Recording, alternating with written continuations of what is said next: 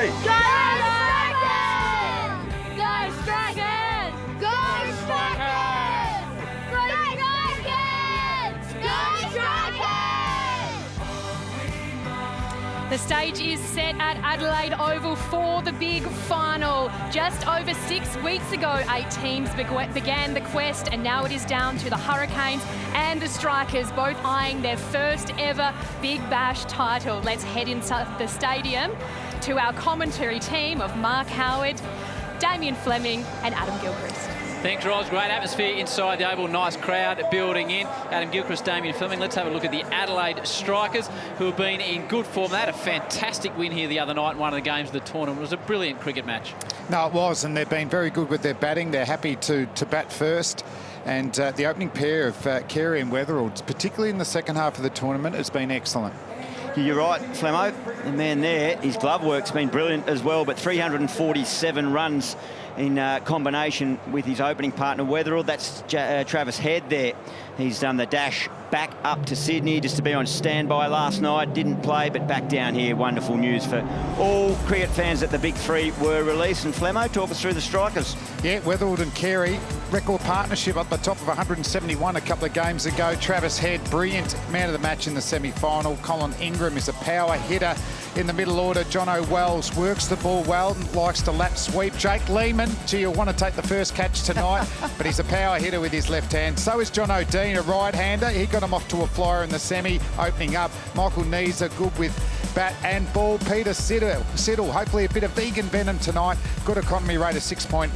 Liam O'Connor, the leg spinner, gets his opportunity in a final. Can you believe it? Ben Lachlan, what a superstar. He got the Strikers home in the semi-final. Still at the top of his game. Plenty of wickets, 16 in this BBL 7. Player to watch, Gilly? Yeah, my player to watch is the man at the top of the order, and it's not Carey standing behind the stumps. It's that guy there, Jake Weatherall. He showed some promise last year in his Big Bash debut, and he showed glimpses early in the season, but it's his last 3 or 4 innings that really you want to take notice of. He's passed 50 3 times in the last 4 innings, 65, he got a 3, but then 56 and 57 since then, and he's really starting to find his range. He's a young player who is learning his game. Finder.com.au player comparison. Travis Head and Darcy Short. What an inclusion for them, Darcy Short. Wow. Oh, this is an exciting Finder.com.au player comparison. Travis Head Australian duties. Well, Darcy Short's playing for Australia as well. Strike rate of 147. Most runs ever in a Big Bash season. Darcy Short, 504.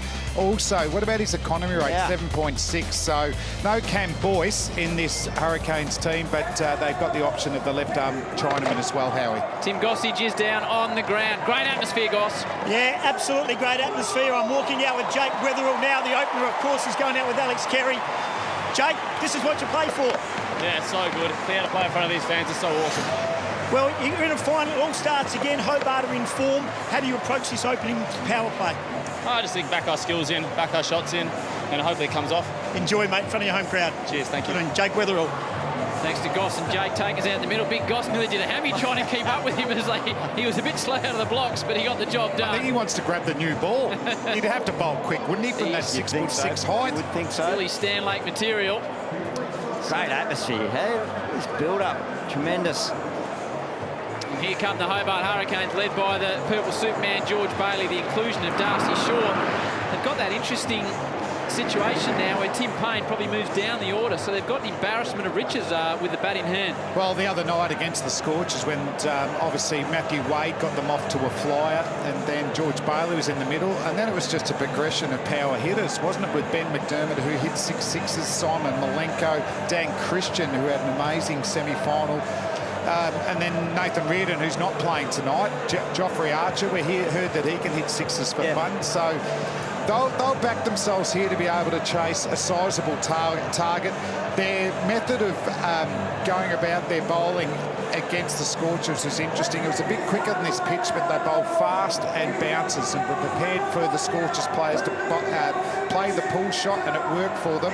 And it was interesting, they were able to knock over the Scorchers without Joffrey Archer having impact. So I thought that was a big bonus for the Hurricanes. Matty Wade, fantastic with the bat the other night. He's been great talking us throughout the tournament. Wade, you tell us about what's gone on in the last 10 to 15 minutes for the Hurricanes. We've been chilling in the room, just waiting, really. Came came out, had a photo, and then, different to normal cricket, these blokes come out first onto the ground and we have to wait for them, so that's about all we've been doing. Looks like Clive Rose is going to open things up. Yeah, we'll go with Clive again. He bowled really well last time we were here. We went all right in the first 6 last time we were here, but then got away from us a little bit. They were none for 120 or something, so hopefully we'll take the pace off, I think, in the first 6 and just see how it goes.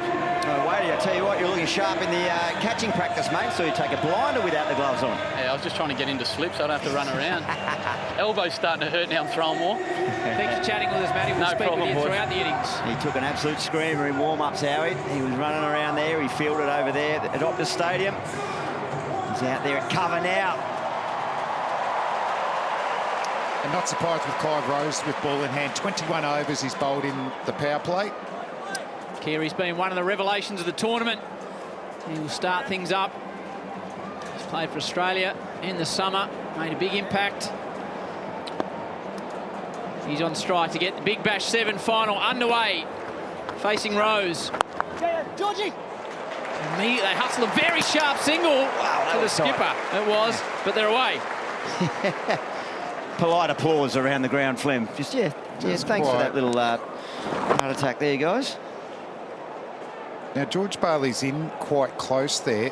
He'll be actually disappointed he allowed a single. Yeah. That's the reason why you've got cover and mid-wicket for the left-arm orthodox, is actually to build that dot pressure and to not let them just play with soft hands and try and get down the other end. Force the big stroke and take a risk. He's been in good run-out form too, and good celebrating form as well.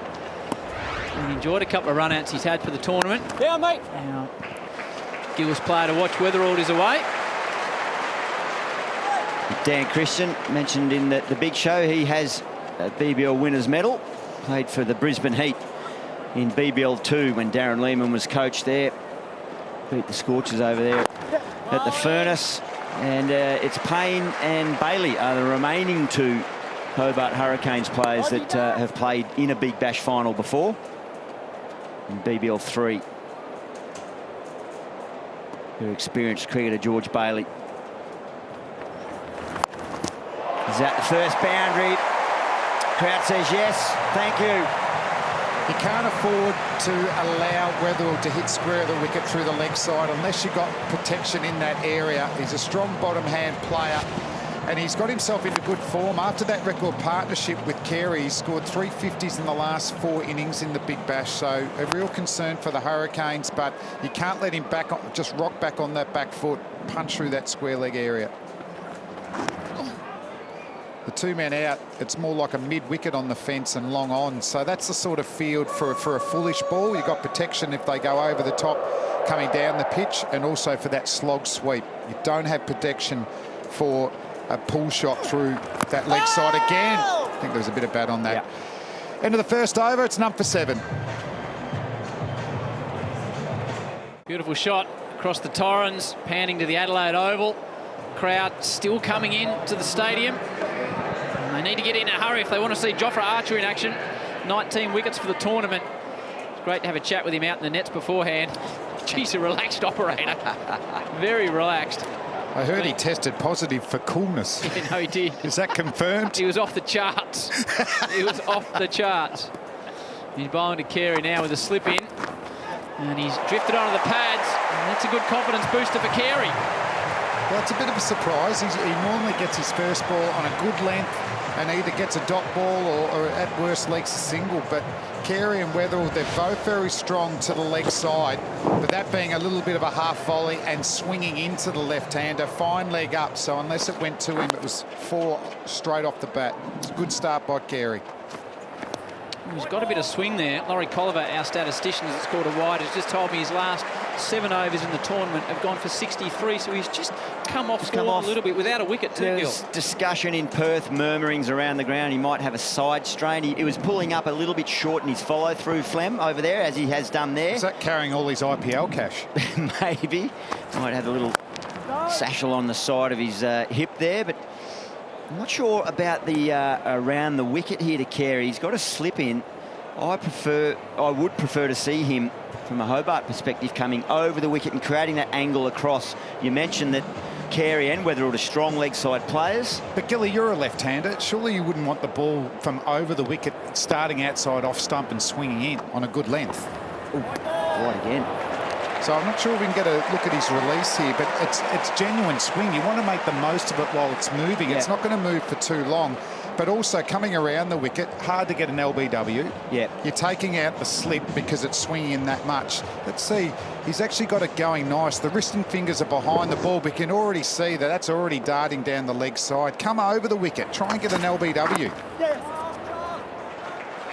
You need to attack. This is a green traffic light for me. You don't get to attack it a lot of times in T20 cricket, but if the ball's moving on a bouncy pitch, you've got to go for wickets. Indeed. So will he keep the same here with Jake Weatherall on strike? The feeling he might have just indicated to the umpire he'll come over. George Bailey, well, no, maybe not. He's going to rip the slip out. So slip comes in to short mid-wicket. So immediately I don't like a it. less attacking option. Flemo mentioned about if you've got a chance, a small window in white ball cricket to attack and be positive, you've got to take it. It's a better line out of half of the bat. Nice to see that strikers just ticking the scoreboard over. I think Carey's vitally important for that man there, Jake Weatherall. He just goes a little bit slower early on. It's Carey that does the bulk of the heavy lifting in the power play, gets the strike rate up, and that has allowed Jake Weatherall just to ease into his innings and then start to capitalise towards the back end. What a terrific partnership has blossomed here this season. Oh, there's a play and a miss without a slip in. Just straightening a little bit, but once again, if you're over the wicket, you'd have to have a slip for that one that goes across there. But you know, I'm just interested in the tactics here. Real opportunity lost, I reckon, to attack these two left-hand batsmen, and they don't like losing wickets. I think they've lost 9 or 10 wickets in the whole power place in BBL 7. So they accumulate and then look to accelerate in the sort of last third of the innings. So no run off the last ball. After 2, it's number 15.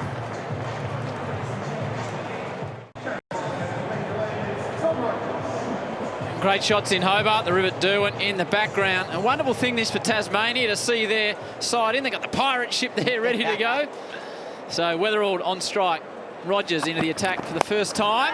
He's got it high on the bat. And he's had a bit of fortune and got it into the gap. Fantastic for Tasmania in general. Might unite the whole state, which is not an easy thing to do in Tasmania. Might. I'm sure it would if they got up. The Purple Army, they went over to Perth against the odds. Everyone just thought the Scorchers, particularly in front of 55,000 in the new stadium, were going to steamroll and we'd be sitting today in Perth. But they just were outstanding right from the very first over, led by Matt Wade. I agree, Howie, it's wonderful for the state of Tasmania. It is also nice, Flemo, to be sitting somewhere else other than Perth for a Big Bash final. Just a bit of arrogance there from Gilchrist. Just a bit of arrogance there for a while, didn't it? How many times have you won it, the Scorchers? Just the 3. Oh, I don't feel you're genuine when you're saying that, Adam.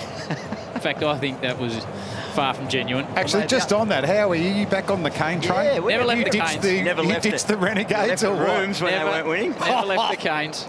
You used to be in there leading the team song. No. He sang the song once. We got it on video.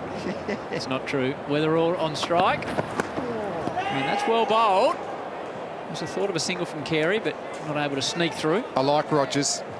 He took 3 wickets in the semi-final. He's got a real strong action. He's had a great start to his Sheffield Shield career for Tasmania, but he's really strong. Just looks like a nice, natural action, repeatable, and he can get that shape as well into left-handers. But you take a risk because both of them, Weatherall and Carey, their hot zone is through that square leg area. But if you can just get the ball on a 5th, 6th stump line and swing the ball back in on a length, you're a real opportunity.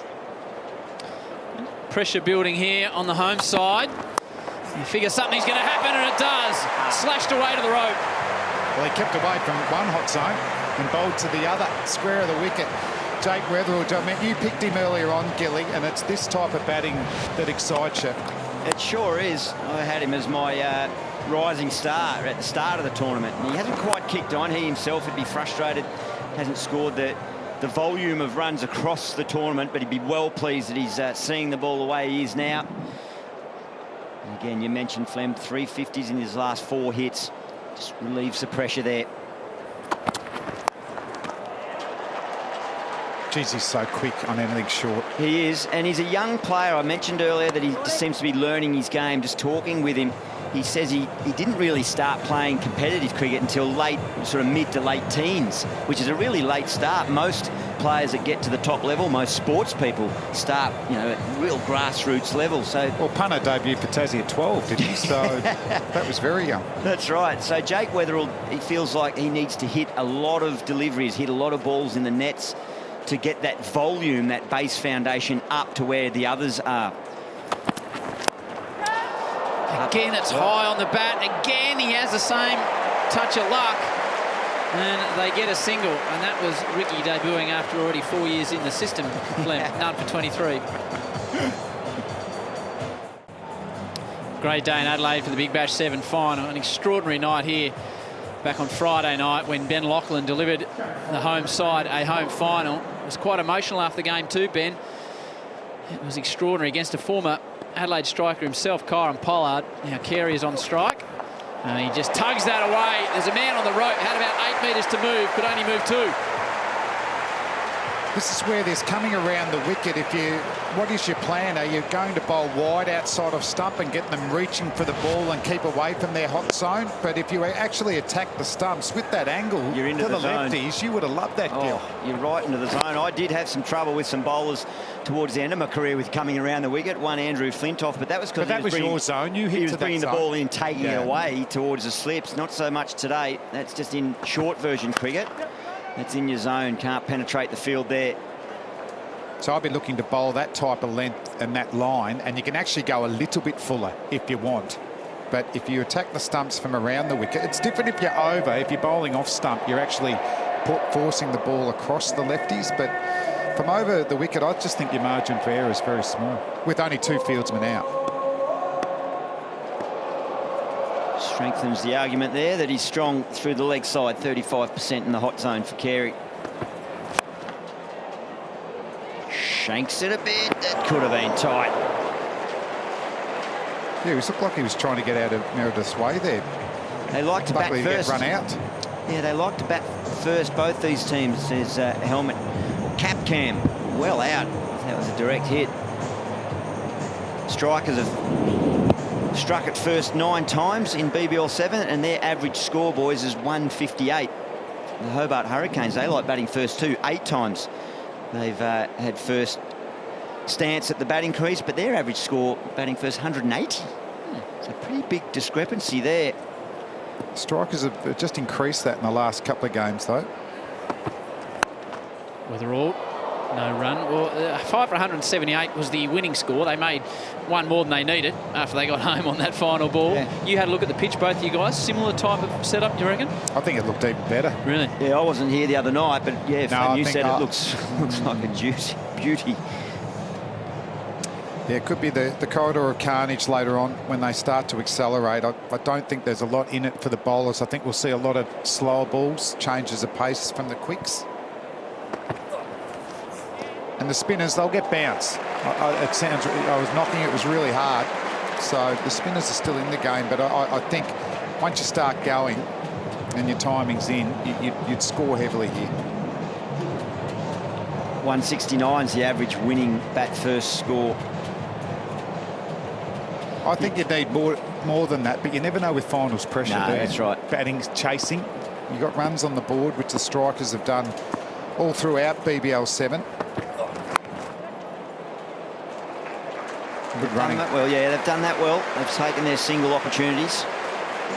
Well, that's the thing that these two have done well together. Weatherall was struggling earlier in the BBL, and they stuck with him, and we got to interview Alex Carey, and one of the reasons was, well, one, they backed him and eventually come good, but also the communication between these twos. They've got a good relationship, and it shows out there between their running between the wickets. Just get the feeling this could be a big delivery here, though. Carey hasn't really been dominated by anyone with the ball this tournament. Oh, it's well bowled. Good pace too. Meredith right on the button. 4 gone, none for 30. None for 30 from 4 overs. Thoughts out in the middle, Matty Wade, on what you've seen so far? Yeah, it's been a quiet start. It's pretty even, isn't it, really? They haven't really got away from us. We haven't bowled all that well either.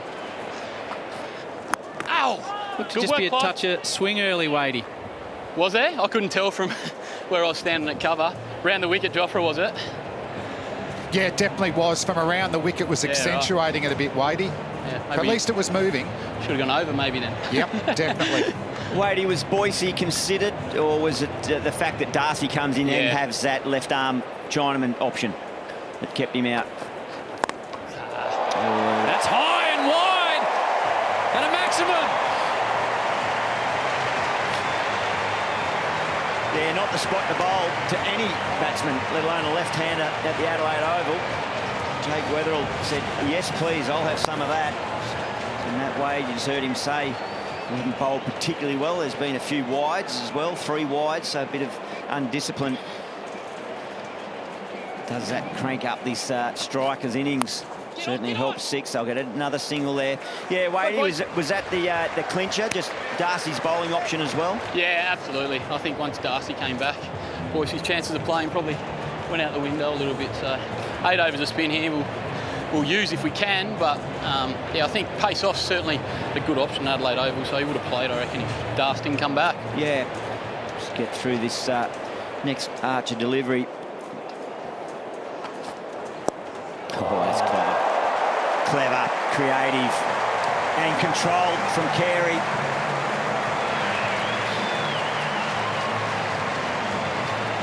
He's persisting shorter rather than fuller. He's Archer. It's a confident player there.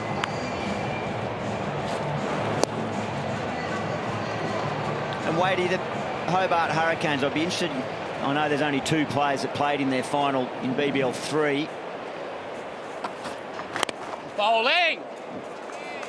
Juffy Bay! Payne and George Bailey, the only 2. But I remember when they made the final, there was talk that they maybe celebrated that and the fact that they'd made the final. The Champions League used to be around in those days and big paydays. Was there much talk about how to handle the time between the semi and the final?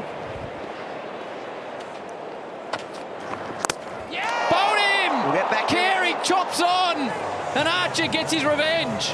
Yeah, a bit of a change of pace there from Archer to big wicket too. Alex Carey's been the leading scorer for the Adelaide Strikers, and they needed that. They've been way too short, getting hit square of the wicket.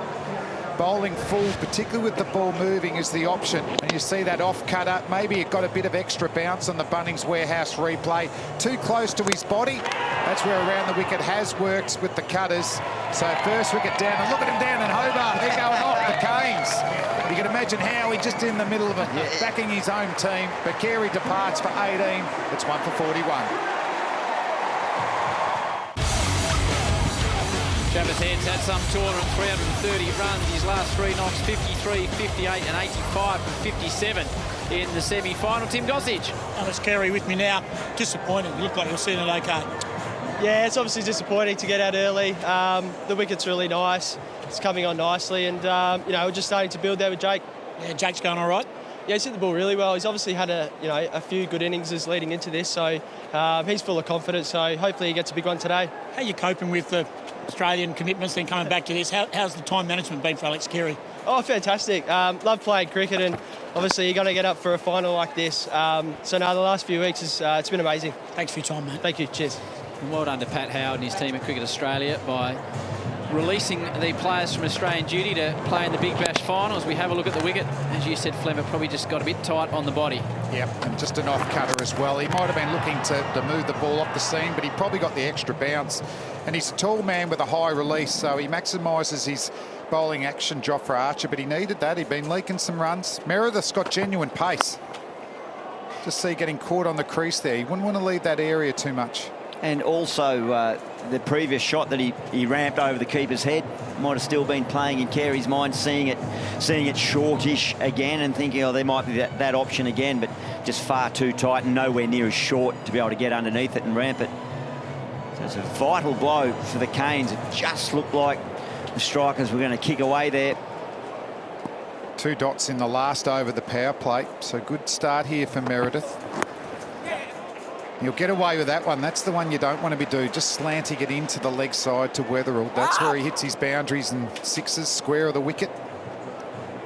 But it's a good young attack from Hobart. You can see Tyrone Mills, who we chatted to in the pre-match, the English import. He's not even getting a game. So just shows the faith in these young fast bowlers, and they're producing. They produced in the semi and they're backing up here. It's brilliant to see the courage from the leadership group, the selectors, the captain, to say, there you go, guys, have an opportunity in such big matches. And then even better signs for, well, it's the Hurricanes, Tasmanian cricket or Australian cricket, that these youngsters can come in and produce on the big stage. This bloke knows how to produce. Travis Head. Ooh. Nasty delivery there. Matty Wade, I asked you a question and it brought about a wicket. Where did we get to? If we celebrated too hard, was that the question? Well, whether it was celebrating or whether they were just too relieved to get into the final without worrying about winning it. I'm not sure. We didn't speak too much about it. Yeah, no mention. We had a couple of days off and we had a few beers, don't worry, after the semi-final, but prepared well the last 2 days, so we're ready to go.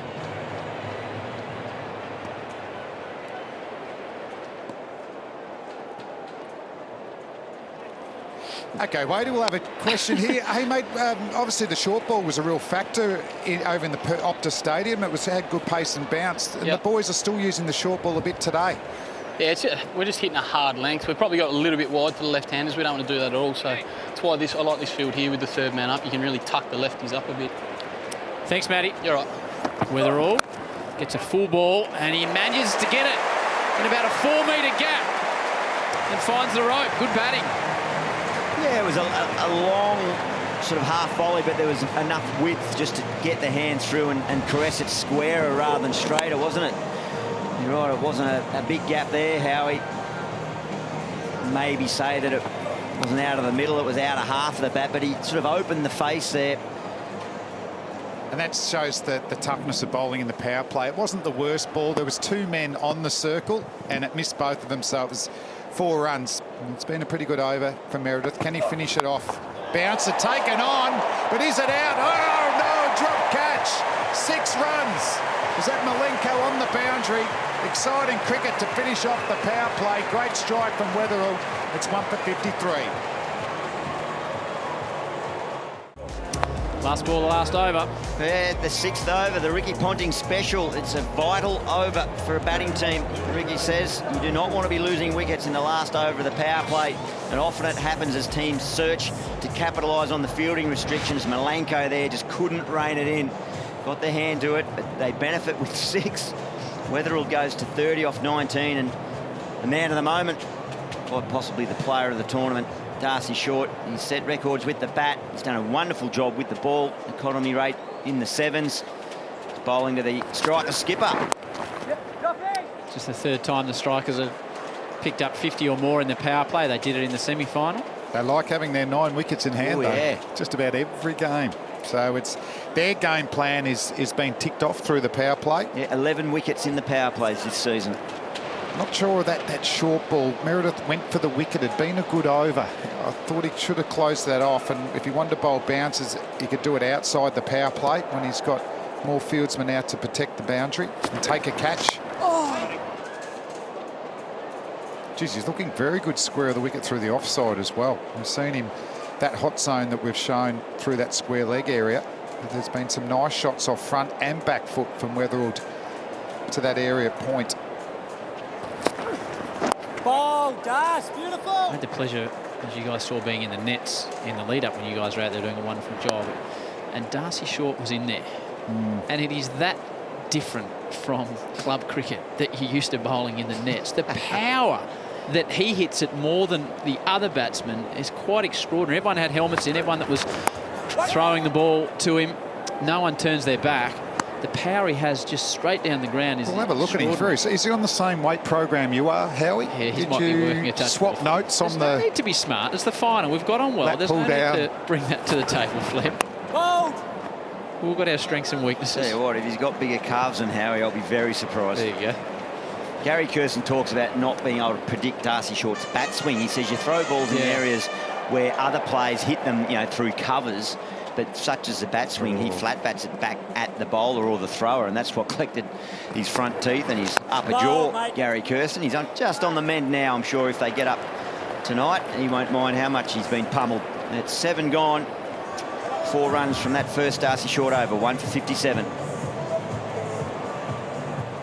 Australia's most headline-grabbing celebrities have been dropped into the African jungle. And tonight, Anthony Mundine will get the shock of his life when he meets new campmate Danny Green. It's going to be a rumble in the jungle tonight.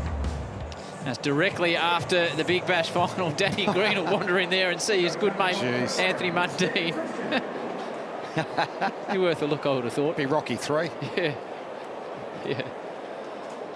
Pretty good start this for the home side. As you say, Flem, they just aim to not lose wickets, and then they have that last 7 or 8 overs to really explode. They're setting themselves up well at the moment.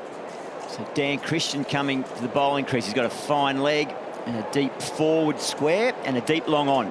So mid-wicket, George Bailey, the captain, coming in short. He's trying to get on the single as his cover. That's he for the leg side again. 6 more. Great batting. How quick is he to pounce on even short length of deliveries, Jake Weatherald, and hit them for 6? He's hit 3 now. Christian, warm-up delivery. He's hoping to get away with a dot. The line didn't help probably either, but not a lot of margin to error to Weatherald when he's in this type of form. It's almost like an uppercut. And I'm sure he's got more distance in him if he hits it in the middle of the bat. So pressure on Christian. First over. And he gets a little bit of width, and he'll pay for that as well. This is classic T20 batting from Jake Weatherald. He's scoring all round the ground. Really tough to get a dot ball to him at the moment. Mate, he's good to the leg side, but he can cut the ears off a fish, Flam. That was beautiful bat speed there. It wasn't the widest, but that grip, that bottom hand grip, you can see the hands are apart, and then that allows that bottom hand to whip through, whether it's offside or leg side. He just shovels it through there at pace. 22 off his last 7 deliveries. He's on now. Trouble. And there's that wide grip. Bottom hand down low, top hand up the top of the blade. He goes again. The crowd are up. No, it is the Christian corridor of carnage. Welcome to the bowling crease. He was man of the match, well, close to man of the match, I reckon, in the semi. Runs and took 4 wickets. Now he's bowled 3 balls. He's gone for 16 runs. And that was a little bit shorter than the first ball. Pretty consistent at the moment. 70 metres, 9 metres, 78 metre sixes. The crowd's enjoying it. I'll be expecting a catch in the members. All 36,000 of them at the moment. Weatherald's moved to 48 from 25. Go again. 6-4, 6 dot. It's a big change of pace there from Christian. Takes a good 15 Ks off at that time. You've got to, I think, Gil. Yeah, Matty Wade was talking about it, wasn't he, that once that new ball's not swinging or not moving off the seam, let's have a little look at what he's bowled there. So it's the off cutter. And that field now, Flem, is hard to penetrate. It's a 6-3 offside field. You've got a deep, fine leg, right of screen at the top there, and then a man sweeping. Mid-off's up, so it's 4 in the ring on the offside. It's full. Oh, carve there, backward. 6-4-6 ... So well done, Dan Christian, just to pull it back. Big last ball, the crowd straight away. It's been amazing this year. Some really... Well, they're getting bored, Gilly. Vote home crowds, haven't they? Quietest game I've ever been at in Perth the other day, wasn't it? When you pummeled for 13 off your first over and hard to come back from. Last ball, the 8th. Goes hard again. There's a sweeper. We'll move to 49. It's a really good over for the home team. After 8 overs, 1 for 74. 1 for 74 from 8 overs. Short to continue. He drops it a touch short, and it's another one over the rope. That's 50 for Weatherald. 4th in 5 innings off just 29 deliveries. Is it a match-winning innings? He's just punched out the 5-6s too, boys. That leg side is in such good form. Anything just short of a length. Darcy Short bowled a very good first over. He landed them beautifully, created a bit of doubt. But all that's doing at the moment when you're bowling to Jake Weatherald is you're giving the crowd potential catches. Oh, beautifully bowled, Darcy. 1 for 80 now, just 8.2 overs. Yolana and Madeline Foundation is the official charity partner of the Big Bash League. amf.org.au/myfamilycricket. Committed to keeping children safe from violence. You can donate now, as I said, at amf.org.au/mycricketfamily. A wonderful cause. 1 for 80. Ricky Ponting comes in the 11th over with Mark Waugh. He looks a bit edgy too, out the back of the box. Does RT Ponting with his purple underpants on, and that's going to be more runs. That won't help his cause at all. Big Clive's after it. He'll keep it from getting to the boundary and keeps it to 2, so well done. It's a positive mindset now. Look at that run rate, 9.5 and over. About the halfway mark, we start looking towards totals, don't we? And how many per over gets them to what? 195. It'd be 10 and over. And the longer they go, 1 wicket down, the bigger it's going to get.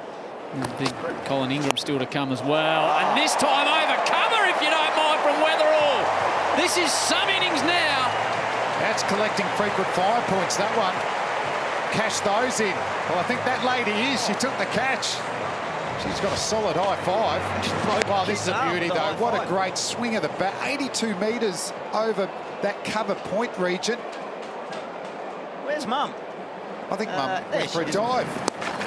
Roving the pack. Oh, I'll have to bowl that again. So this is unbelievable batting. Strike rate of 191, Jake Weatherall. Hitting him on the both sides. 6 sixes. 1 ball to go. Whoa, mate, beautiful. And he retains the strike. Travis Head's faced 4 balls at the other end. Partnership's 49 runs. 1 for 90. Well, the second wicket partnership, 49 off 25. T Head has just contributed 3. He stood at the other end while Weatherall has smoked them all round Adelaide Oval. 64 from 34 with 6 sixes. Striking 188. If he just keeps a single and gets Weatherall on strike, he might get 200 here.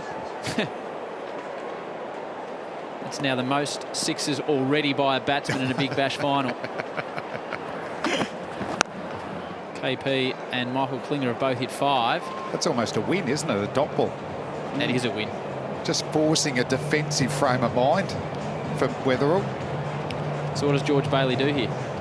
Well, I think that they've certainly got to try and get him hitting through the offside to the medium pace and quicks. They cannot get too straight or short and allow him to get under the ball and go leg side.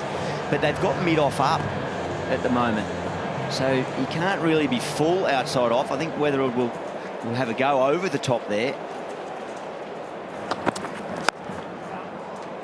So he got the opportunity to bring fine leg up and put long off back and just bowl full and that wide type outside of delivery that was just bowled, and then you've got your defence set up out in the deep. It's the 50 partnership, and the crowd love it. George Bailey, was he signalling to Weatherall to say you stay at that end there? Was that what he was saying? 6 out at the moment. They need another man back in. Archer just started running to long off, so fine leg might come in, but the boundaries, boys, the Harvey Norman wagon wheel, there's not too many drives there, but there's plenty of crowd catches both sides of the wicket. Mid-off comes up, as you said, Flemo. Travis Head carves it into the offside, and we get back for 2. And Travis is obviously another player, likes bottom hand hitting to the leg side, so they're trying to keep away from that. So I think they could still go with fine leg up to Travis Head, even though he's only faced 5 deliveries. Have long off back. Back, if you get it right, the backward point or cover can stop the single. And then you're not going to leak boundaries with 3 men out in the offside. No run there. Matty Wade is out in the middle. Weatherall's got away from you here, Matty. He's struck it pretty nice the last 2 overs, hasn't he? Can't do much about it, really. A couple of bad balls, but he's picking those balls up off Dan, top of the stumps, and hitting them over deep backward square.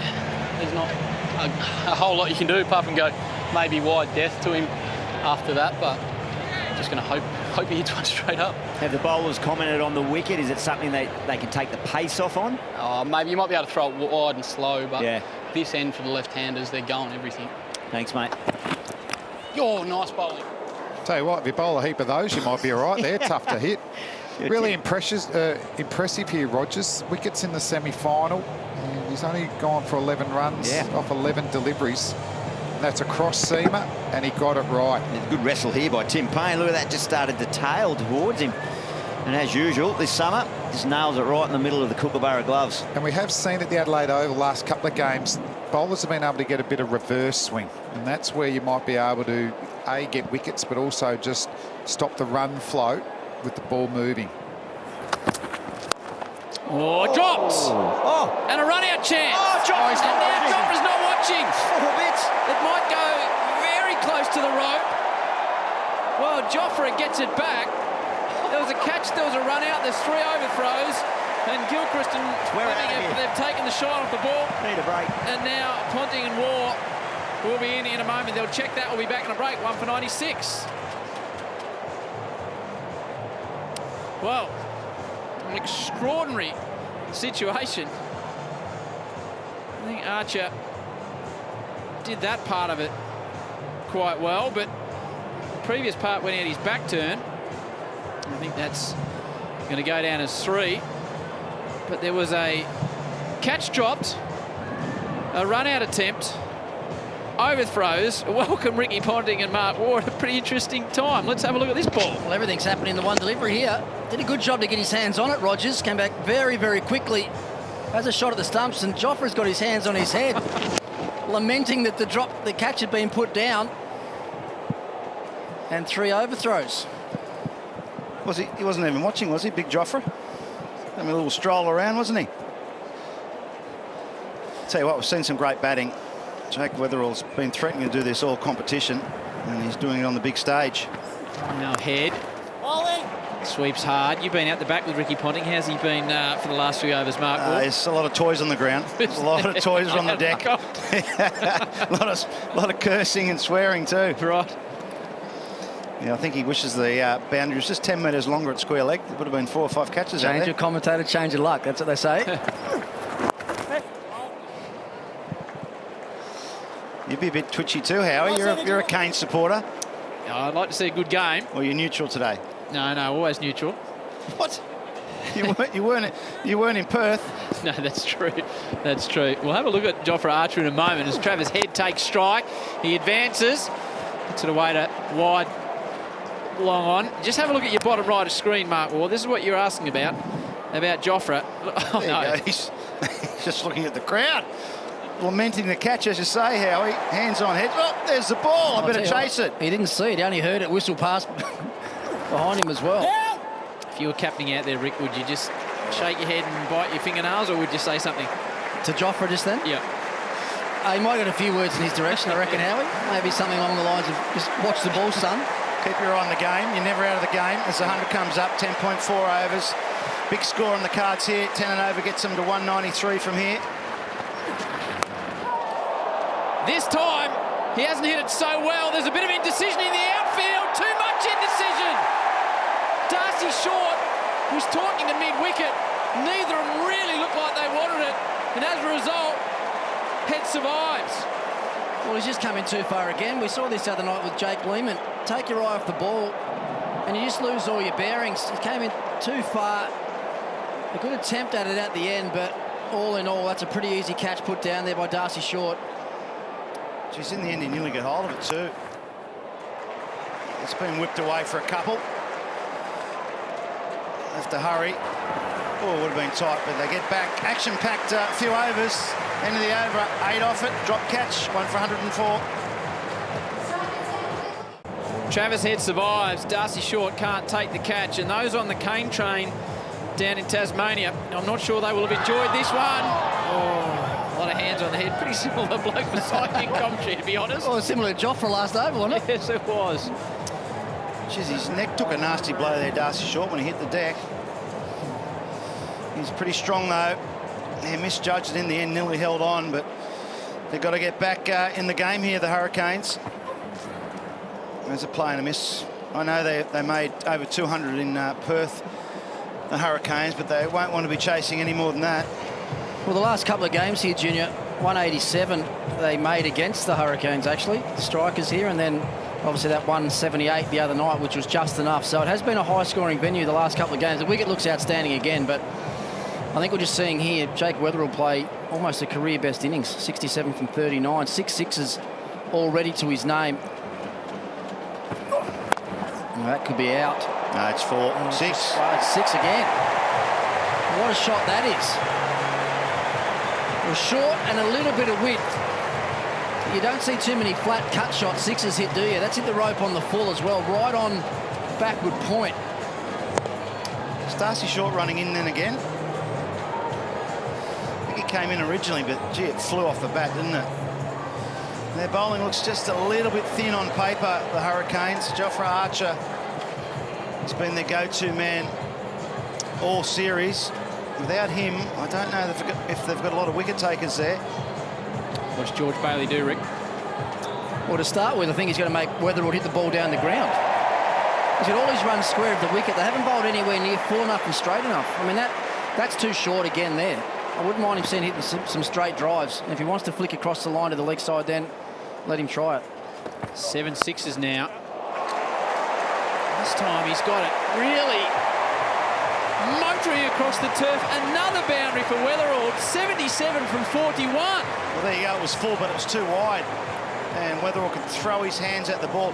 I think what happened early, punter, is Weatherall hit a couple of hook shots which just landed safely off the splice. So I think the Hurricanes thought that was the way to bowl to him. Then he just unleashed an array of 4s and 6s.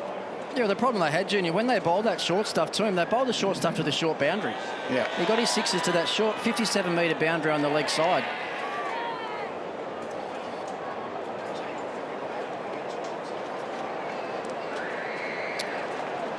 Well, this is some sort of innings already from Weatherall. 77 not. Strikers at 114, halfway through the 12th over. It's a better area there for Meredith. Well, 57 in the 7th over, so they have really motored in the last 4 and a bit overs. And what you'll see now as well, both these guys will just go, Howie. Travis Head, I think he showed his intentions last over. The one that was put down by Darcy Short. He's not going to sit back now and wait any longer with the batting they've got to come. They're looking at a score around 200. 10 and over from here will get him to 197. Oh, it's going to be another boundary. Can do no wrong at the moment. Jake Weatherall. Well, it was full again, but wrong line, this time down the leg side. And Weatherall's just not missing out on anything at the moment. Right idea, but wrong execution. Yeah, it's just the one that went backward a point, Junior, was a little bit wide outside off stump, and that was an overcorrection. Just pushed it way down the leg side. You see some really big overs there in the last half a dozen overs for the Strikers. A couple up around the up and over that 16 run and over mark. Going to be a wide as well. Change of pace from Meredith. It was an off cut up. Well and truly outside the wide line. He's going to bowl it again. This is now the highest score in a Big Bash final by a batsman, beating Enriquez and Mitch Marsh's pair of 77. So Hurricanes do have a lot of batting though. Mark Waugh, Wade Short, Bailey McDermott, Christian Payne. Yeah, their strength's their batting, no doubt about that. They've got a lot of hitters, but you don't want scoreboard pressure right from the word go in a final. You don't want to be chasing 200 plus. That's well bowled. Just a single off the last ball, so very good over by the Strikers again. 16 off it, 1 for 120. The man they call the bulldozer, Colin Ingram next, then John O'Wells, Jake Lehman, who had his problems in the field. One of my Adelaide spies was at training yesterday and said that Jake Lehman must have caught 100 different balls from Greg Blewett, just hitting them to him in the outfield and hardly shelled one, so he'll be right. Yeah, it's all about pressure. Problem with that, yeah, there's not 45,000 people yelling and screaming your name as the ball goes up in the air. I think I'd tuck him in the circle somewhere tonight if I was a skipper. Well, to be fair, he's caught everything right through the tournament. He had that, just that one drop the other night and then lost a bit of confidence, it looked like anyway, for the second one that went into orbit from Kyron Pollard. He hasn't been the only player to drop a high ball in this series. No. There's been plenty, and we've already seen Darcy Short put one down. Good pair of hands he's got as well. It's all about getting the next one. We'll all make mistakes. It's just limiting the mistakes. Christian got absolutely spanked in his first over. Went for 17 from it. 6-4-6 to start proceedings. Put the pressure right on him. Yeah, he just got his length wrong a little bit, didn't he? Howie bowling to that short leg side boundary. Gave Weatherall the opportunity just to sit back and hit a couple of pull shots, and he jumped all over them. is in super form tonight. Just a bit of an indication of how well they're going. After 12 overs in the semi-final, they were 1 for 104. So tonight they're 1 for 120 at the same time.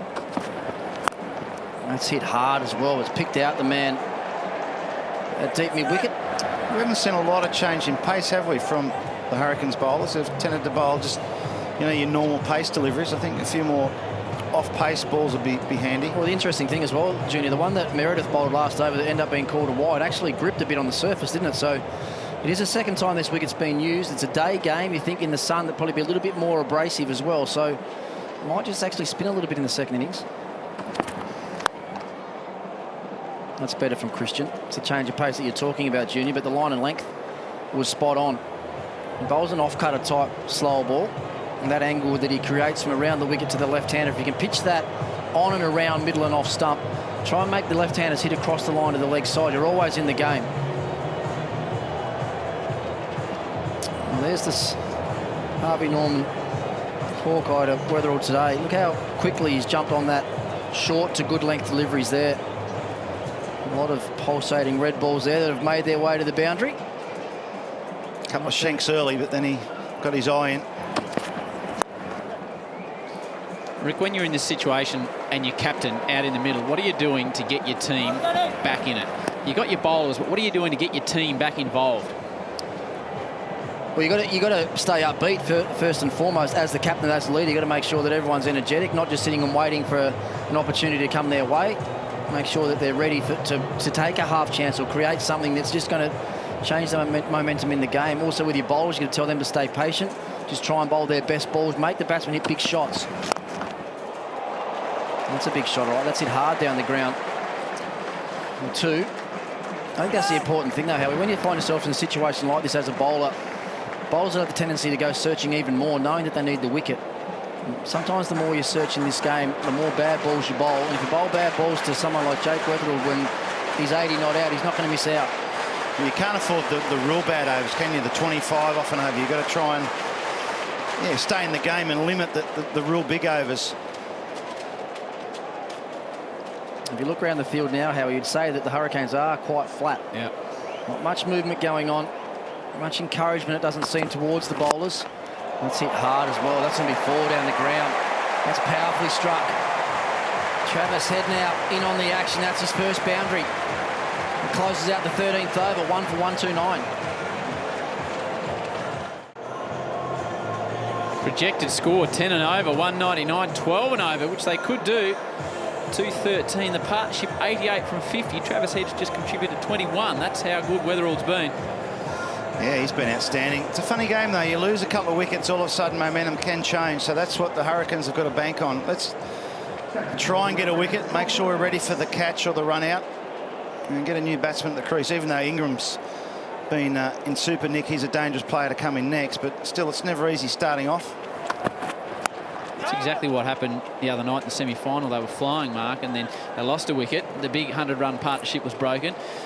The South African Ingram didn't get any runs, and all of a sudden they were on track for 205. They got reduced to 178. Yeah, they only got 44 of the last 5 overs in the semi-final, Howie, so that's how quickly it can change. And that's what the Hurricanes just have to understand as well. And when you're a bowler in this format, you've got 24 opportunities generally to have an impact on the game.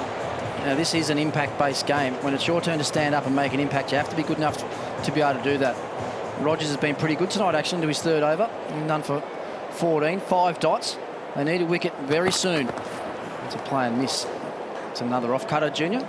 Pretty much as soon as you've mentioned that, they've started to take a bit more pace off the ball. Must have the headphones on down there in the dugout. Listening to the guru. That's it. Well, just another example, if you like, of just how dominant the strikers have been with the bat tonight.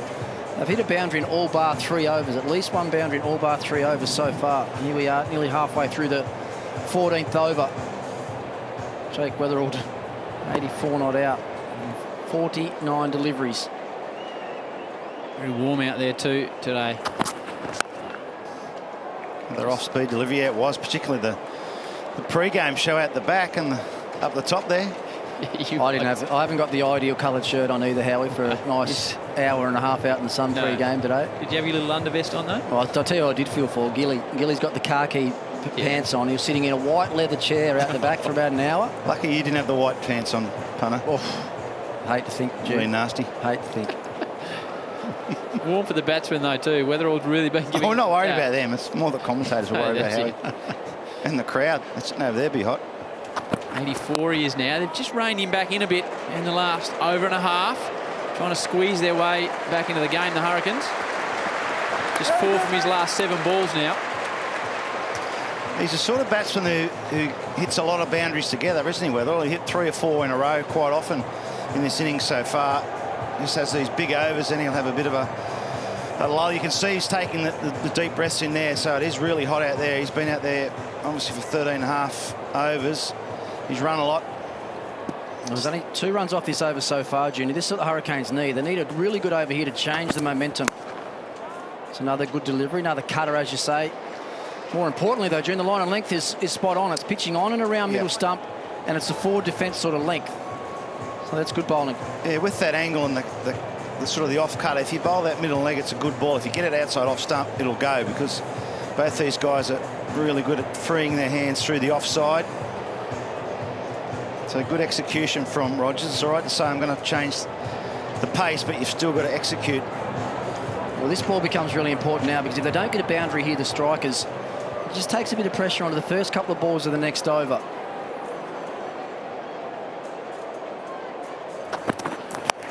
Oh, and there it is. I think it's just below waist high, so he's got away with that one. Travis Head didn't miss out. He's found the boundary at deep backward square. That's the boundary that the strikers needed, and the Hurricanes didn't. 14 gone, 1 for 136. My boyfriend is really hot. Girls keep trying to chat him up. Should I be worried? My wife, she's very attractive. She is very attractive. Yeah. I've always thought so. In the back of my head is, and you chose Hughesy. Hughesy, we have a problem. Tuesday. Hughesy. He raided his socks off the other night when he debuted Hughesy. Good on him. Very warm out in the middle. Just saw Weatherall just having a drink there. 34 degrees in the middle of the Adelaide Oval, we're being told, so it's pretty warm. Yeah, got to keep your composure as a batsman. Don't want to be out of breath. Just take your time when you get the chance. This is what he's been doing. 6 4s and 7 6s, the most in a Big Bash final. Yeah, he got a few in a row, didn't he? He's got his runs and boundaries in little clumps right the way through this innings. That was one of the shots of the day for mine. Darcy Short just over pitched outside off stump, and it flew over extra cover for 6. But his ball striking, particularly in the back half of this innings, has been absolutely outstanding, dominating this Hurricanes attack. Back live now. Clive Rose, who's had a really good tournament. He's come a long way with his bowling in the last few years. Taken 8 wickets, just 8 and over he's going for, though, and 34% of his deliveries are dot balls. Well, he's kept Cameron Boyce out of the side, so yeah, he must be doing something right. I'm waiting for him to go for a big over, but he just has these subtle changes of pace, doesn't he? Bowls a good length. Yeah, you say it every game, don't you? I know, I'm waiting. Jake Weatherall as well. You can see him at the non-strikers in now. He's got his hands on his hips. He's got his helmet off. And he's struggling. Heat's starting to get to him now. He's just scored 6 off his last 10 deliveries. Well, that's powerfully struck. That's a maximum, all right. Slog sweep from Travis Head, just forward a square to the long boundary, and it's about 10 rows back. So you're looking at about an 85, 86-metre hit out there. Travis Head now onto 31. And the 14 off his last 3 deliveries, Travis Head. I'm just wondering with Weatherall, if he happened to get his 100 odd, I'd take him off, get a fresh player out there. Well, he's just got to go as hard as he can right now. I mean, we all know how big the hundreds are in any form of the game, and there's no doubt that's in the back of his mind a little bit, but he's just got to go for his team. Well, you've been suggesting for a few years that if a player starts to get under the pump physically or hasn't been able to get runs on the board, the coach should be able to take him off the ground. This is your idea. Yeah. You've been going with this for 4 years. I opened the paper today and I see Ricky Ponting's 3 keys to the new way of T20 cricket. Number 2, take a player off, possibly by the coach. I didn't read that. Oh, I think he stole your line. Hey, cut it out. Cut it out. To be honest. Well, with the top 3 things.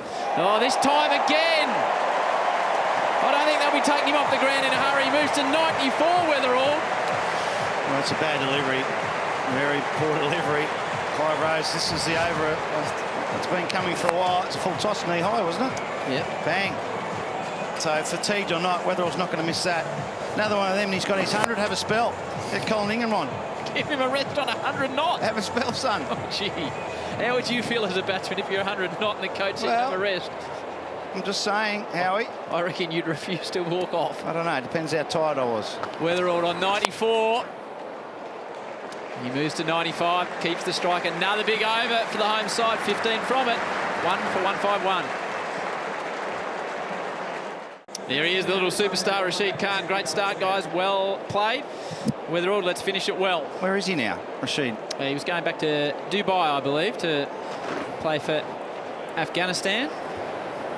Bit of Wi-Fi on the aeroplane? No, he's actually there, is he? He's landed on terra firma. He must be a little bit nervous, old Rashid. He's hit that L button quite a few too many times in his texting there. Now Weatherald on 95. Hard. Backward a point. 99. Well, they're going to learn the hard way, the Hurricanes. They keep bowling outside his off stump. He's going to keep finding the boundary in that direction. They've got two guys inside the circle at backward point, but it's not going to matter, just in super touch. He's left the face of the bat open there, Junior, as well, and carved it over the top. Raced away to the fence again. 99 not now. Yeah, I don't think it was that bad a ball, that one. That's a very, very good shot. Yeah, he's steamed along, hasn't he? Just about the innings of the tournament, really. Once again, though, Junior, I'm not sure I've seen too many runs hit straight down the ground. No, I'd like to bowl sort of middle and leg. That's where I think Rogers should be bowling. Outstanding. Outstanding from Jake Weatherall. He comes back for 2. The 18th Big Bash 100, but the first in a final. Geez, that's a super innings. That is a great innings under pressure. He's been threatening to do that the last 3 or 4 games. He's a bit slow early on in the tournament. And then bang, today, he's hit him, could not have hit him any better. That's a superb innings. Yeah, absolutely, Junior. It was a slow start, wasn't he? I think he had no 50s in his first 7 innings. And then he's got 3 of his last 4 and then 100 today. So what a huge turnaround for Jake Weatherall. And what a great time to bring up your first ever Big Bash 100. There it is there. 101 not out off 58 deliveries. 8 sixes, 7 fours. Well played, young man. And he's beaten. Half a shout. The other suggestion you made in this article that I was referring to was, 1, that the coach should have the ability to take a player off if he wasn't going well. 2, that the batsman next to come to the crease should be warming up almost baseball style, having a whack. And the 3rd was that players are going to need to do what Dave Warner can do, apparently, and bat left and right-handed. Oh, you see it happening more and more. I mean, I've been around the Aussie team the last few days. Aaron Finch does it particularly well as well. We know Glenn Maxwell can turn around and hit it the other way. It's just one of the skills that these guys are developing now to try and be able to manipulate fields, really. I mean, the fielding captains are getting so good at clogging up their strengths.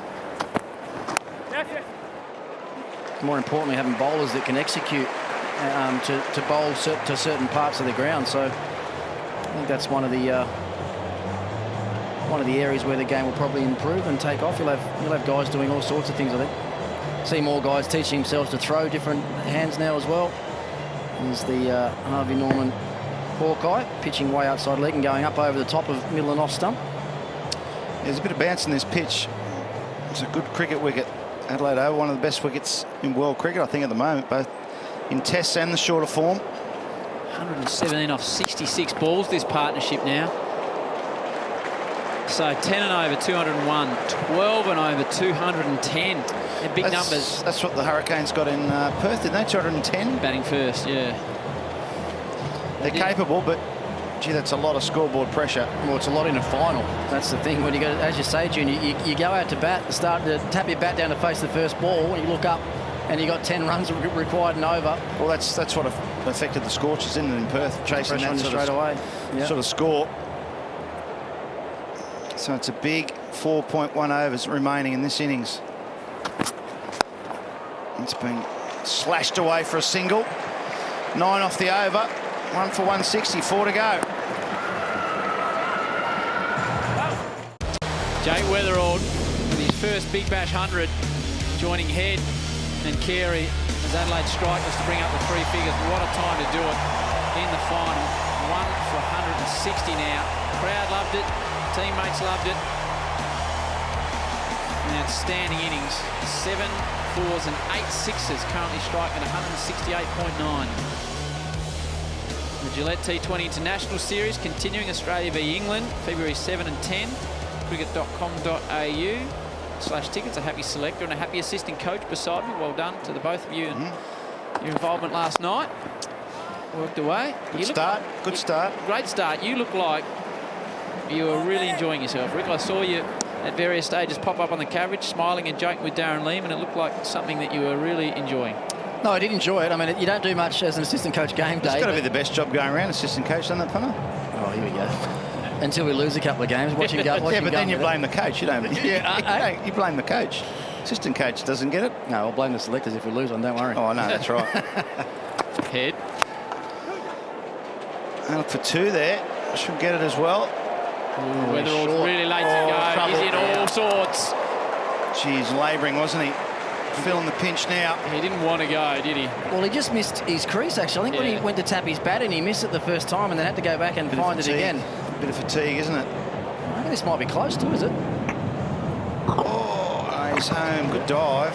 Just thinking about Jake Weatherall. He's from Darwin, isn't he? Darcy Short from Darwin, so it might be the battle of the Darwin boys that defines this game. Well, if Short gets going, 220 might not be enough. And you presented a couple of the debutants with their cap last night, and I heard Chris Lynn say on the coverage that he nearly started crying. Your speech was that inspirational, Rick. I kid you not, that's what he said. Yeah, a few of the boys came up to me after it actually and said well done and how well it came across to the young blokes. But what'd you go with? All sorts of things. Obviously it was Darcy and Alex Carey, the caps that I presented, and what I like to say to those younger blokes, Howie, is, you know, it's one thing to know about the history and tradition of the game and the players and the people that have come before you that have represented your country, but I like to get the guys to think about the kids that they played their school cricket with and their club cricket with and all their, you know, mates from early days and that loved the game just as much as they did, but were never quite good enough to get there. If you think about those guys, every time you pull your cap on, then you're never going to take one moment for granted. So, you know, I got that through to them last night and let them know that, you know, the next step up to international cricket is not that different than what they've been doing here in the Big Bash, and remain positive and play the way that they played to get there. Great sentiments. Again, Weatherall can't beat the field. I mean, another thing that I always try and stress as well is I like to see players that are not just happy turning up and playing and not, you know, just going through the motions. I want to see guys that are 100% committed to winning, and you can see that in their body language, the way they go about their training, and just the energy that they show right from the first ball to the last. So, you know, that was the other thing I stressed. It's about winning games. Now that you're here, it's not just about getting out there and playing the game. It's about winning games for your country. Weatherall's going a long way to winning games at the moment. Again, he finds the gap. He'll battle his way back for two. He's working really hard out there, Jake Weatherall. The highest score in Big Bash history is 122 not out from Darcy Short. Weatherall now to 106, 166. 35,000 was the last crowd count here at Adelaide Oval. There's 35,000 here. You get that semi-final. Get that plane to slow off a bit. That's it. So I can watch a couple of balls flying in. The scoreboard looking fantastic if you're a Strikers fan. And Archer, 2 overs for 19, is back into the attack. They just need wickets just to put the brakes on. This is the man to do it, Mark Warp. Yeah, he hasn't quite looked himself the last couple of games, but he's still dangerous. I just wonder if he's a little bit nervous tonight in his first over. He bowled a few wides down the leg side, didn't he, early on? I haven't seen that from him right through the tournament so far. I got a little bit worried in Perth as well, Junior, when he only bowled the 3 overs over there. I thought it's been something not quite right with him. Oh, and he hasn't bowled one of those either. Yeah, that's a free hit. Over waist high, full toss, and they go back for 2, and they'll get there. I just wonder whether he's carrying a niggle. You just look at his action and his follow through. It's a free hit. No ball, so that is very, very costly. That's exactly what you don't want. Yeah, if you watch his follow through, it's virtually non-existent. So to me, it looks like he's carrying a bit of a niggle. I'm not sure. I don't know. I haven't heard anything, but you know, that looks like a warm-up ball. That looks like you're bowling in the nets. Well, look how quickly he stopped as well. He took about 1 step after his bowling stride, pulled up really quickly. That's a better delivery. He's not right though. I mean, his follow through is 1 step. There was whispers of a potential issue with his side, but didn't say anything about it out in the nets. No, I think it's got to be there. I'm just watching his action. It's just It's just different. His pace is still okay, but he's got that quick arm action and a loose action, so, you know, but he just doesn't, it just looks a bit out of sorts to me. His last couple of games, 4 overs, none for 35, and 3 overs, none for 28. Oh, gee, that's a good shot. Weatherald is doing everything, absolutely everything here this afternoon. He's 110. I'll tell you what he's done. He's found the gaps. If he hasn't hit over the rope, he's found the gaps in the outfield, whether it's been for a 2 or a 4. That's a super shot. It's got that very fine. That's a deliberate shot. Beautiful shot. I think we've said all the way through this tournament, when you see him make runs, there's a touch of class about him, isn't there? The way he goes about it. Hit the ball beautifully through the offside as well. Square on the offside today. When they've dropped short, he's pulled well over deep square. And now he's starting to innovate a little bit. He's got a little bit of luck with that one. There's going to be 4 more. It's a change of pace from Archer. You can just see him there, a little chuckle to himself, but I wouldn't be smiling too much if I was him. It's halfway through his 3rd over and he's got 1 for 31. More importantly, the strikers are 1 for 178. Geez, this is getting ugly now for the Hurricanes. This is looking very dangerous. I don't know if it was a change of pace. 126, I think it was just a normal delivery. Might have been a bit of a cutter. Fortune favours the brave. Jake Weatherall, he hasn't mishit too many, but that's a bonus for that one. Well, he was only hanging in there. You guys alluded to it. First 7 innings of the tournament, he'd made 87 runs. Yeah. Didn't pass 20. In the last 5 innings, he's made 296 runs. Well, he's probably lucky to hold his spot. Whether they had someone to take his spot, I don't know, but that's showing a fair bit of confidence in him that he would come good, and he has. Absolute beauty. Absolutely beauty, I think. It is. Throw the odd L in there, doesn't matter. Odd extra letter.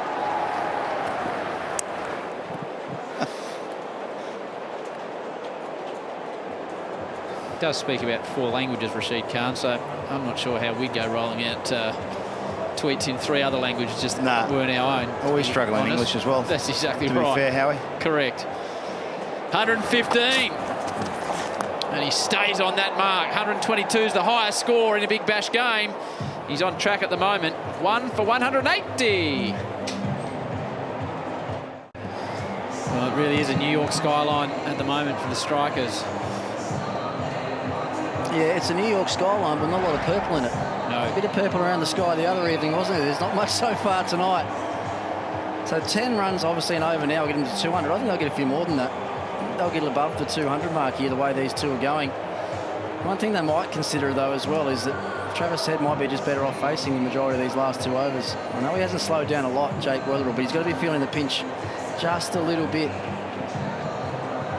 And Dan Christian is going to be to bowl the 2nd last over. It's actually a pretty good finish to that over from Archer. He went for the big amount of runs early, but he finished off with a couple of singles and a naught. Christian, what can he do?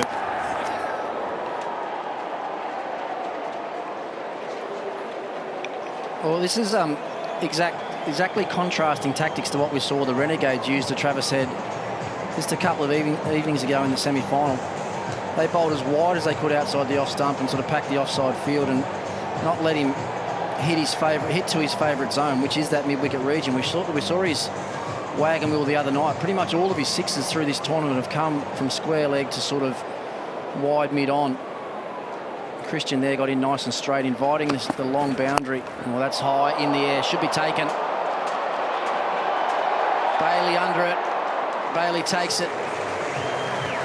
So Weatherall goes for a absolutely magnificent innings of 115 from 70 deliveries. And I'm pretty sure even some of the Hurricanes would get over and give him a tap on the back. It's a super knock from a young man who's really found his feet in the back half of this tournament. Yeah, it sure is, punter. Tremendous innings in the big game, the final, on the Bunnings wicket replay, just trying to hit it over cover. He mishits one, but his job's done. Tremendous, 115 from 70 balls. 2 for 181. Is that a match-winning innings from Jake Weatherall? Batsman cross, Colin Ingram.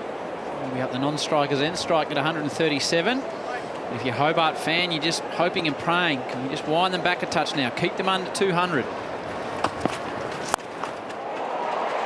pulled away through mid-wicket. Tim Gossage is down there with a man that's played the innings of his life, Goss. Certainly has, and 1.5 million people around the country and 45,000 in here would like to thank you for that entertainment. That was sweet. Yeah, no, I would hope the field's been brilliant for that tournament, a couple of 50s before that, but yeah, just got a lot of luck today. Bowled my areas, as I said at the start of the game, just want to bowl my areas and see have a crack at it, but luckily it came off today. Pretty happy. Do you get a feel for it? And when we were walking out, do you get a feel for the occasion and performing on the big stage? Look, I'll be completely honest, I feel completely off today, walking out there. I feel all out of sorts. Had nothing compared to the last couple of innings, but you just get that luck, you know. I just cleared this guy on the boundary line. It just goes away a little bit, and that's cricket. Most sixes in a final, one of the biggest scores ever in BBL. Now you just want the win. Yeah, that's what it's all about. That's what I was thinking about there. Heady Kerr reminded me it's all about the win, so just keep batting out as long as you can. And yeah, he helped me a lot out there, so it's good. Just so good to watch. Well played, mate. Thanks, mate. Cheers. And there's a wide. Thank you to Tim and Jake, who said he wasn't feeling that on today. Sometimes, I know you blokes would disagree with this, we come at it from differently. Sometimes I wish an athlete, after a situation like that, would just walk off Greg Norman style and say, I was unbelievable today. I was absolutely unbelievable, and I've hit it out of the screws. It's funny, though. It can happen. My top one-day score, 170. I hit him like a bustard, I reckon. Like a bastard. I reckon I did. It's just, as we say again, we say it every second or third game, it was just that bat you had, June. No, it just happens. Sometimes it just happens. Well, he said he felt off at the start. Well, he had no reason to. He's been in the form of his life. The back half of this tournament has really turned things around, as you were highlighting before, with 87 runs in his first 7 games. He was talking about early on when he was shanking those pull shots. Well, he lobbed a couple just outside the ring, didn't he? Or, you know, it could have been. You said that's the place to bowl him, didn't you, when you were watching? To the long boundary. Early on, I think you can have a crack at him there, but he got set and you didn't want to be bowling there. He kept whacking 20 rows back over square leg. There's that whip shot that Ingram plays. He doesn't really get anything on it this time. It's a good over, though. Wicket. Good over. From it. One ball to go. This is an important ball, this one. See, we've seen the last over of a lot of games of the first innings change the momentum. We've seen a lot of big overs. So these last 7 balls are so crucial. What are you two laughing at? No, I'm just thinking about what Howie said about having a player come off and say, oh, yeah, I was just absolutely awesome today. I want to see it. How much do you reckon you get ripped apart on social media if that's the case? But, you know, don't worry about the haters. I was in the zone. I was in the zone. That's what you need to say. G. Norman, I was in awe of myself. Loved it. 2 for 187. Oh, he got a super duper after his big 100. Jeez, we could have done with a few of them in the pre-game show. Punter out the back there. I might have had mine under my armpit, so June, I reckon. Trying to cool things down a bit. Might have been sitting on the... McGilly needed to sit on a whole packet of them out there. Right, final over. Here we go. On 42. The Hurricanes just working their way back into the game. At one stage, 210, 215 was looking on now. If they could keep it to 195, 196. I reckon they'll be not comfortable. They'll fancy their chances under 200. Anything around 195, 200. They'll think that's gettable, given the strength of their batting, and the pitch is a cracker. It's a beautiful pitch. Yeah, I mean, they'll obviously have to play well, but we know that they're capable of it. We saw that just a couple of nights ago over in Perth, and it was led by Matthew Wade, who's we've got down there now. Wadey, looks like he's going to be a big total, mate, but the wicket looks outstanding. Yeah, it looks like a good wicket. These are sometimes good totals to chase because you just go out there and let yourself play. Again, well bowled from Archer. Oh. So explain that, Wadey. Sometimes these totals... Yeah, sometimes when you've got middle totals like 150, 160, you can get a bit nervous up front and kind of take your time. Once it gets past that, now it's like, what is it now? 190 to 200. You're going from ball 1 anyway, so hopefully you get away. That's a full toss. Well fielded out there. Simon Malenko will keep it to 1. And I suppose their bowling lineup, waiting. No Rashid Khan, no Billy Stanlake. There's a few bowlers you could probably target. Yeah, we've got to get a good start, really, isn't it? The first 6 overs. If we can get away in the first 6, then we're a good chance to chase it down. We've got a long batting lineup, but we've got to be brave enough to go and then hopefully have wickets in the shed. Thanks, Wadey. Look forward to it. Oh, Ingram, that's that whip shot that he plays. Dropped in the crowd. Just no backswing in that shot. That just flies off the bat. Yeah, I sort of question this angle though as well, Howie. When you're coming around the wicket, you're trying to get to the base of middle stump. That's right into the area that Ingram wants. He wants to hit everything on the leg side. I think Archie could think about, or even George Bailey think about changing the angle, get back over the wicket, bowl wide, and use the angle across him on the wide line to the offside and use that long boundary over there. Yeah, well, that's a short boundary, leg side, isn't it? Well, if he misses his length by even just a few inches, Junior, he's right in the slot. You got your men out on the offside are next to useless at third man and deep cover. They're not in the game at the moment. That'll be 4 as well. Too short. The boundary's too short there. 200's up, so this is proving costly. 1 ball to go. Good batting from Ingram to come in. Only 5 balls faced. He's got 14, a 4 and a 6 there. The bulldozer. Yeah, with that sort of pace, sorry, I mean, that's nearly 145 kilometres an hour, June. He's only got to get a little bit of bat on that. And if it's 10 metres away from either of those fielders on the leg side boundary, he's going to find the rope every time. He's got to bowl this wide outside off stump.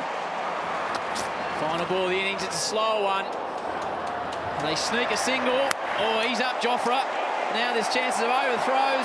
They need to go to the keeper's end. Payne's there. Wow, everything has gone right for the strikers. Jeez, I hope they don't lose by a run. Jofra, they can't believe it.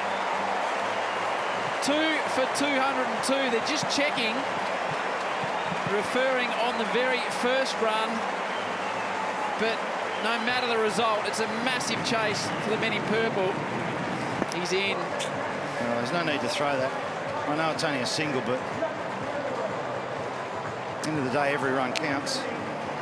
That is now the highest score in a Big Bash final, beating the Scorchers 4 for 191 against the Canes in BBL 3. So 2 for 202, 203 for the win for the Hurricanes, Ricky Ponting. Nothing to lose now, Howard. We heard Matthew Wade, didn't we, talking about it? Got to get out there, get on with it from the start. And they have to get off to a good start and have wickets in hand. So they've got the work to do now. Everything ahead of the Hurricanes. Matty Wade, he'll be up the top of the order with a very big job to do. He'll be alongside Darcy Short, who's been in great form. George Bailey, McDermott, Christian Payne. They've got a lot of batting to come. In the lead up to this, we were running through the top 10 moments of the Big Bash season. We're up to number 2.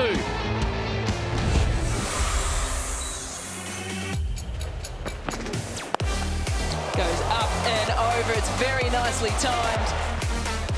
Oh, it's and another one. Oh, that is huge. It goes to the leg side. Has he got it all enough of it? You better believe it. It is brought up his first 100 with a magnificent 6. 4 deliveries. Can he go again? He's got quite a bit of it. He's gone again. They're just gone to the highest score in Big Bash history.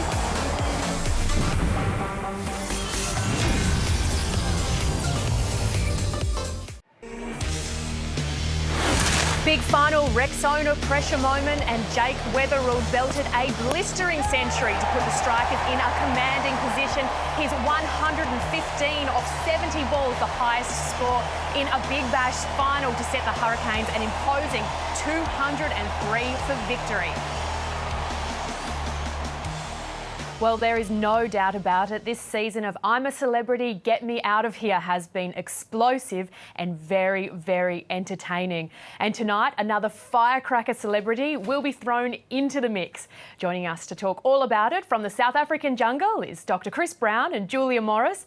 Good afternoon to you guys. Hi, Ross. Two big personalities, Danny Green and Anthony Mundine, in the small confines of the camp. This is going to be good. What do you have in store for them? It's the rematch before the match, in a way. Like, they're getting together. I mean, this is what Australia's been wanting to see for a long time. We have no idea that response, that moment when Anthony first sees Green. He's going to get a shock. Yeah. Oh, huge. He's going to be like, wait, well, at least he's in the master position. He's actually in charge of the camp. So Mundine is in a very strong position in that he gets to tell everybody what to do. Whether, of course, Danny Green is going to accept some of those instructions remains to be seen. But there's no hiding the fact they're not each other's biggest fans. They're ideologically so different. They're poles apart, which I guess gives some background to the extent of this feud. Two big guys who don't like each other, camping in a confined space. Yeah, I see what we've done there. Powder keg. And what can we expect to see in the next few episodes? Look, the Tucker trials, if they could step up a notch, in fact, they are. I mean, it's massive. We had the iconic Viper Room where we put two celebrities into a pit of snakes, buried alive with a pit of snakes. Look, Green and Mundine in there. Wow, what a place to have the rematch. And you know what? They should relax really over the next couple of weeks because there's 2 more massive international celebrities still to come in the series. Of course, they have no idea that that is on the menu. And, you know, of course, our viewers can play a part in potentially bringing Green and Mundine together. If you want to vote for them to compete in those trials, it's all in your hands. We have no control over it. But, of course, Australia is the only one who can vote those guys in together, and we definitely encourage you to do so. Well, thank you so much for joining us. And, of course, you can see how it all unfolds on I'm a Celebrity, Get Me Out of Here, straight after the cricket tonight. Thank you. OK, let's get into the Hotels combined first innings highlights, and it really was just the Jake Weatherall show, Mark Waugh. It certainly was, Ros. All about the strikers batting, and in particular Jake Weatherall. 8 4s and 8 6s in that brilliant 115. It was a bit shaky early, a couple of skied pull shots that didn't go out of the middle, but after that everything else hit the middle.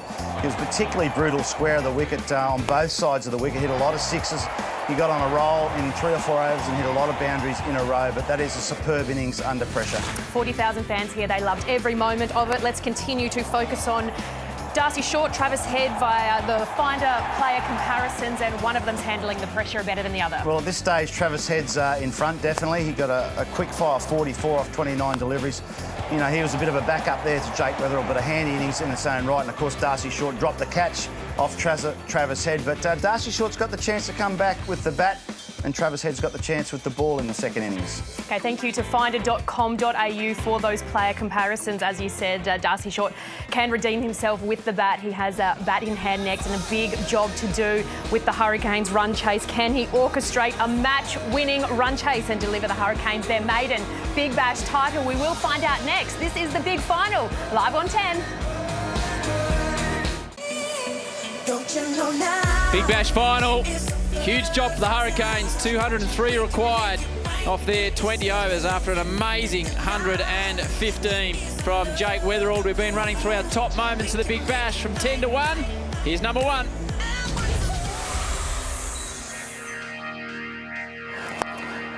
Nope. Or not. It's a high ball. Man deep on the rope. It's not an easy catch. Oh, he does everything he can from. The best catch you'll ever see. Benny Lachlan takes it, throws it back 30 metres, and the catch is taken. That is an absolute special. I think we have seen the greatest outfield catch ever taken. Yeah, it was a fantastic moment and a change at the top of the order. We weren't sure where Tim Payne would bat. We thought Wade would open with Short, but Darcy Short is opening alongside Tim Payne. Yeah, I was a little bit surprised by that too. Tim Payne, hopefully he gets after them here because the row rate required is 10.15. Although if Darcy Short keeps going like he has in BBL 7, there'll be no problems whatsoever. Change of pace straight at the top. Travis Head did this in the semi-final. He's just been stopped. There's a tackle. Oh. Dropping the ball, dropping the umpire. I'm not sure about this. I thought Matt Wade, just get out there and do what you do. Yeah, I mean, that was an incredible knock against the Scorchers by Matthew Wade. He really enjoyed opening up. Hard, white, Kookaburra ball, only 2 fieldsmen outside on the boundary. So do we think Wade will bat 3? He's batted in about 6 different positions this season. He'll be in there now. All right. Well, that's what he's got to do. He's got to be positive, Tim Payne. He cannot afford to chew up any deliveries. He'll be aware of that. Had a good summer, and he can play all sorts of bowling very, very well. But the more I think about it, I just would have thought Matty Wade would be jumping to get out there and keep things going. Well, it's the way they've generally gone in power plays is going hard, you know, as opposed to the strikers just accumulating and making sure they've got wickets in hand. The key man, obviously, Darcy Short. He's had an incredible summer. But he's had a couple of weeks, really, since he's had a big knock, hasn't he? Just by way of missing out in their last home and away game. Yeah, but there's no Ben Dunk in this bowling lineup, Gilly. 28, 0 and 3 his last 3 knocks in the Bash, and then the early dismissal last night gets enough. Just first boundary of many if the Kane train is going to roll all the way through this final. He might prove me wrong totally here, Tim Payne. That's a good mindset. latching onto that short length. Just got enough over it. Get a good view of it there. Straight over mid-wicket's head. There won't be a fieldsman there. Big gap between backward square leg and long on, and he generally does sweat on anything short, particularly against the faster bowlers. Oh, that was there to hit. If he'd got a little bit of bat on that, that was 4 runs. 98 kilometres an hour from Travis Head, so he's just trying to sneak an over in the power play. 10.15 and over is the run rate. Head loves it, Carey loves it, as does the umpire. Payne goes. Alex Carey, take your hat off to him. What an amazing summer he has had. It's all been spoken about with the bat, but he just continues to pouch everything, as has Tim Payne, but he's walking off. Sent out there to be aggressive. A couple of short ones. Head got away with it, and there on the Bunnings wicket replay. Just soft hands as a wicket keeper, and it's amazing how often those little tickles off the outside, inside edge end up in your gloves. Payne goes for 5. Big breakthrough there, 1 for 6. So still no Matty Wade. George Bailey comes to the crease, hoping to not lose wickets in the power play. The Hurricanes chasing a big total. They've already lost one early. Payne goes. Caught Alex Carey, who will attempt to speak to in the next over or two. He's mic'd up for us. A good start, though, by the home side. 1 for 7. Nisa coming into the attack from the Cathedral end. Great view of the Adelaide Oval. Alex Carey is listening to us. Go, Alex. Hey, what is it, Gil? No, it's Howie, but you'll get to speak to the real superstars in a moment. Just a tiny edge on that one. There was. 1 sec. Catch it. Oh, straight back down the ground. It's a nice shot. Tim Payne didn't seem overly enthused. He might have just been disappointed to be out. I think so. There was a nice little under edge on that, so the ball just skidded through. Got a little bit of pace off the wicket, actually. Obviously, with the new ball, it can, it can grip or it can skid on. So that one skidded on nicely. Is that a double wicket for you, catching the opposition keeper? Well, there's 2 wicket keepers, so there's hopefully I'll get another one. A wide slip in place here as Nisa. Bailey, nice stroke to get going. Just heading. Kez, there's been a lot of focus on your batting this year, but your keeping's just been on par with that. What's your split at training between batting and keeping time? Thanks, Gil. I normally get my keeping work done. Look, when I was with Rash, it was every time he bowled, I'd be standing behind catching to Rash. And game day, there's just routines I go through. Go, Ben. Nice, mate. Good work from Weatherall. His day just keeps getting better. Nice throw in there to the man we're talking to. So I was about an 80-20 split, 80% keeping, 20% batting at training. What's your breakdown? No, I'm probably 60-40. I think, I don't know, I'm probably, like I said, top-up days. Normally there for a couple of hours, so I'd be 45 catching and then probably a 25-minute hit. Slip taken out, goes in around that mid-wicket region. Right, Cole. And Alex, what about with the ball? Big Billy Stanlake's away, so you don't normally we're bowling him 3 overs in the power play, so a big job for the rest of the bowlers. Yeah, Big Billy was fantastic last night, wasn't he? And sensational. Look, we've got the class, we've got the depth in this squad to not replace a Bill, but to play their role, and they've all got tricks. So obviously we got Ness, we got Benny Lachlan, his change-ups are unreal. It's got a bit of time to talk to you. Got a ball on the oval. Sid's obviously just hits a really good length. Liam O'Connor, who's come in for Rush, which is really exciting for him, and he's got really good tricks and he's got the right pace for T20 cricket. I reckon he mixes it really well, and he's got the tricks. Cole's just talking to me here. Sorry. Mid-wicket on the ring.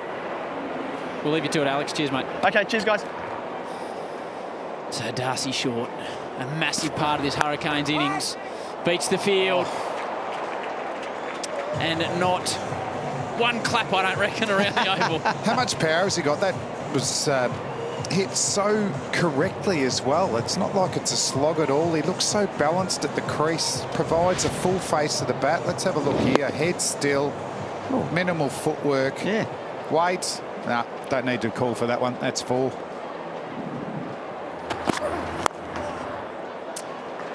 End of the second over, and it's 1 for 18.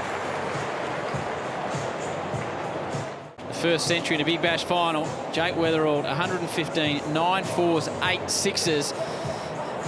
He's got a lot of love too on social media. He was really working hard in the last 4 or 5 overs. He looked exhausted. Chris Lynn, hell of a knock by Weatherald. Gut feel still thinks the Canes are chasing this down. Darcy Short, man of the match. Steve Smith, great batting. Looks a belter of a wicket. Look forward to watching this chase, as do we. Oh, Liddy. Well, I tell you what, if the Canes chase this down, you're going to have a fantastic hour-and-a-half cricket coming your way. That's wide down the leg side. Just trying to sneak some overs in the power play too, Travis Head. If he goes for, but like he did in the first over, 8 runs, no problems, not hurt. He picked up a wicket as well. Bailey advances. That's a glorious shot by George. Well, going to be tough to just keep it to 8 runs this over. Going for a 6. Good batting from George Bailey, but to be honest, Head helped him as well. The line was inside his pads. He just ran down the wicket. Oh, nice swing of the bat. 88 metres. Great strike there from George Bailey.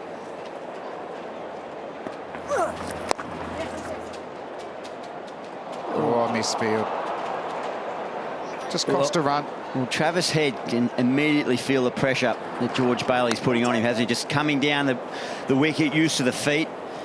And that field, just wonder whether he might be better bringing that square leg, deep square leg, around to the mid-wicket region and plugging that gap. He's going to... It's wide there, well fielded. He got lucky there. Yeah. 98 kilometres an hour. He bowled a quick one. George will be disappointed with himself not putting that away for 4. I think Bailey wants to go over mid-wicket again.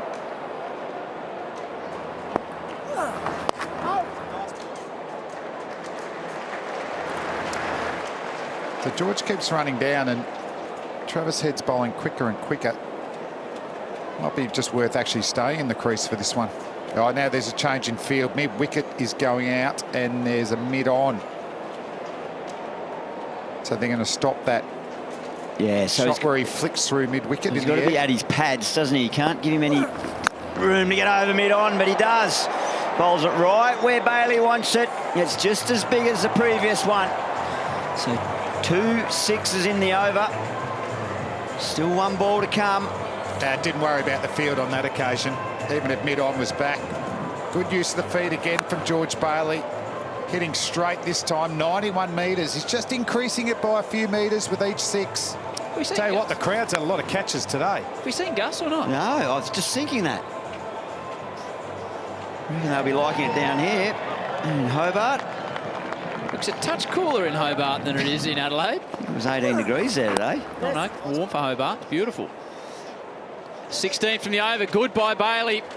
And the men in purple. 1 for 34. Leighton Hewitt, Adelaide man, won his first tournament just behind the Adelaide Oval here. Go the Strikers.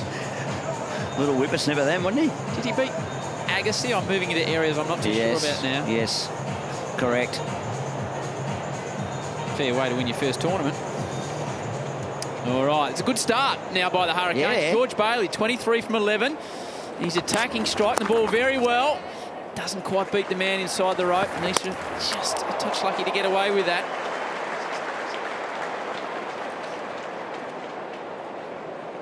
Just noticed in Needs' first over, there wasn't any swing and there was definitely nothing off the seam.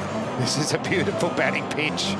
What's the approach for him to Darcy Short, Flam? Is it pace, getting him to hit him through the offside? He's got, like, the men are out deep on the leg side, deep lying on. I'll be pushing it fullish and wideish because I don't want the ball coming straight back at me.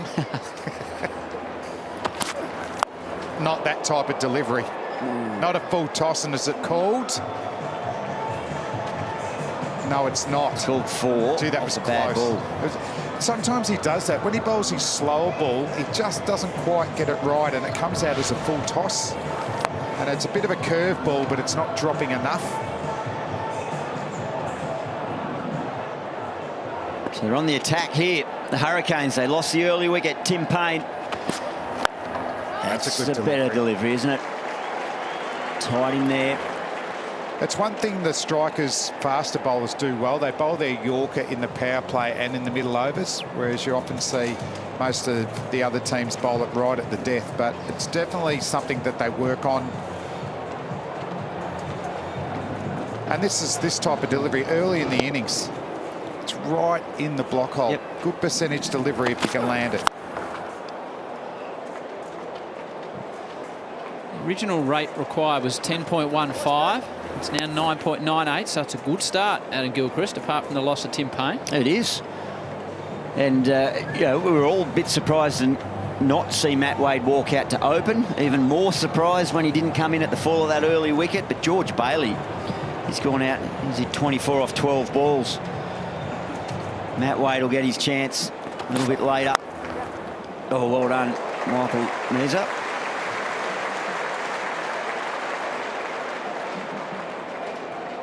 Yeah, to be fair to George Bailey, he's got off to a flyer, hasn't he? The couple of sixes off Travis Head. Hit this well too. Nice traditional punch drive. Michael Knees, that helped that his follow through was just going off the pitch to stop that one. Last ball, the 4th. Little wicket there. The crowd, they're appreciating this work. There was a boundary, but only 6 off it. It's 1 for 40 after 4. It's the bat of Tim Payne, I think it is. Looks like it's seen better days.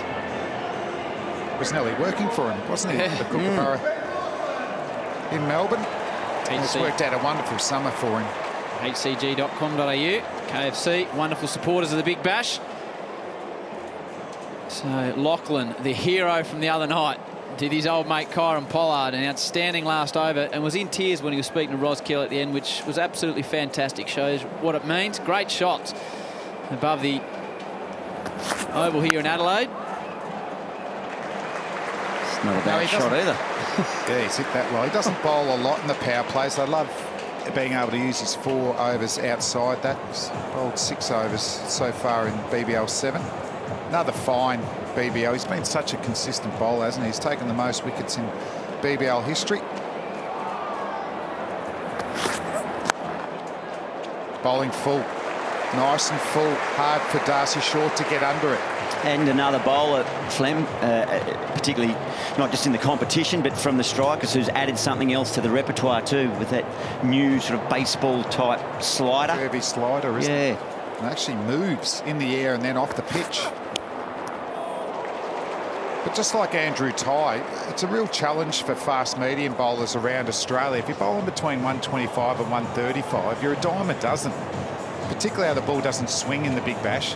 We'll actually create these new deliveries, and also they're fun to learn, Howie. But they can end up getting yourself a Big Bash gig, and also for Australia, IPL, all around the world. Yeah, well, Tye, as he beats the man inside the rope, handy boundary. I think Tye got 4 wickets again last night and went for 1 point plus in the IPL auction. So, kids, get down the nets, ring Flem, and work on your variations. Well, there's so many skills you can learn with cricket. And if you're going to spend time down the nets, come up with a new delivery or a new shot. We're seeing a lot in this BBL. And the other thing is a lot of set plays in this Big Bash. So if you can develop a new skill, that's a good shot. Very good shot. Got a little bit of width. Darcy Short. Minimal footwork again. The slower ball picked up enough elevation. And this partnership's starting to fly here for the Hurricanes. 43 off 25. And Spera thought, keep an eye on the run rate that's required. It's still at 10, but Spera thought for Liam O'Connor, the leg spinner, who's got the big shoes to fill of Rashid Khan. See the Canes are above the blue line there. Oh, it's just not going to carry far enough. Challenge with the short ball. Benny Lachlan. thinks it's over. He was walking over to get his hat there, but he's got one more to bowl. And Flem, he just makes an adjustment in his run-up. Ben Lachlan, sometimes he'll have the ball set up, looking at, as a batsman, you're looking at the ball in the hand there, you think big slow ball, and there's the adjustment, and then it comes out with the seam up, straight out. So clever play. He's more than comfortable, having spoken to him, just to make that adjustment just as he's getting into the gather. He's pretty confident he'll get the right grip that he needs. Bailey pushes and comes back. Really good running, George Bailey. Good batting all round that over for the Canes. 12 off. They're motoring, 1 for 52. View across the city, the Adelaide Oval and the Parklands region. The Hurricanes 151 from 90. You get the Big Bash game downloaded for free on the App Store or Google Play. No Rashid Khan for Travis Head to call on. And Pete Siddle comes into the attack. He's been economical in the power play overs, just 32 runs off 7 overs, but this is a real flat pitch. I'll be interested to see his tactics. He goes with a shorter ball. I just think his length ball might go. So he's going to have to mix it up a little bit. We've seen the Yorker bowled a bit from him. Also that slow leg cutter. But that's actually will be moving into Darcy Short. So that brings in that shot over mid-wicket. I was just thinking about, again, that Liam O'Connor. If it's being maintained, this run rate, when he comes on, they'll definitely target him. So he's going to have a massive job. We saw Chris Lynn mention that he thinks they're going to get these. Well, he knows firsthand, playing for the Brisbane Heat, how damaging the Hurricanes are.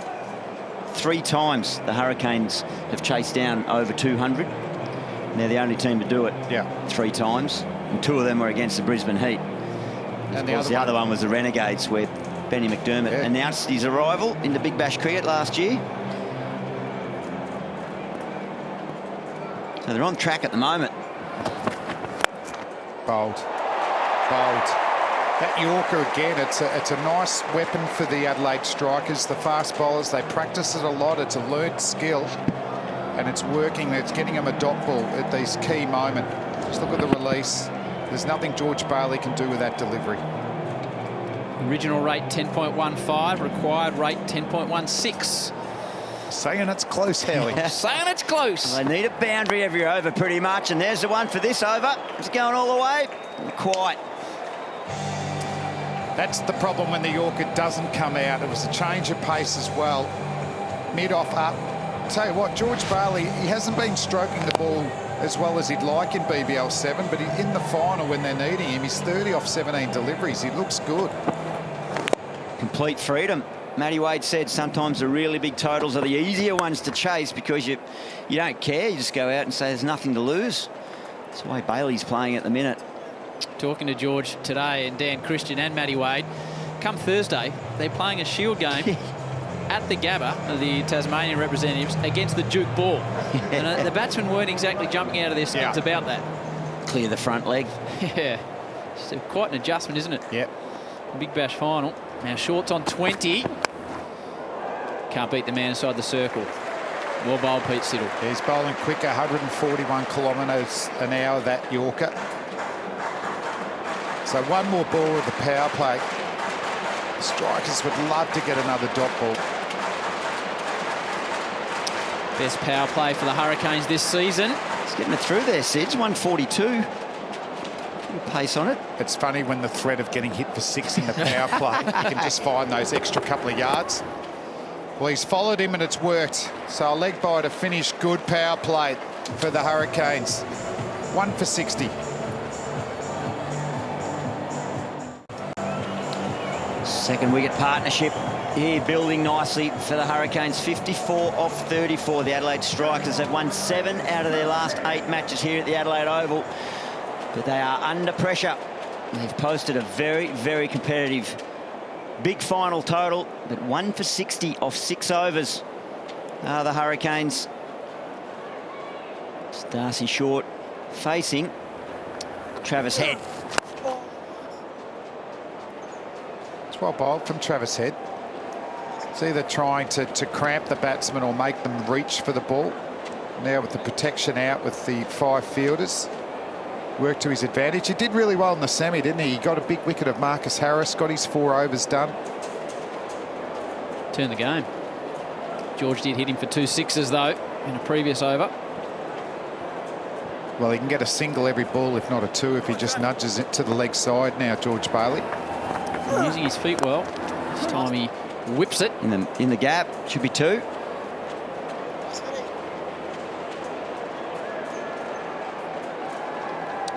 Crowd just a little unsure. They just hushed at the moment. They're like, wow, we've made 200. We're about to lift the trophy, and all of a sudden the Hurricanes have come out and swapped momentum a touch. Wonder if you're going to bowl that line, Gil, whether you need the 2 men behind point and whether you put in a mid-wicket, so it sort of stops that shot.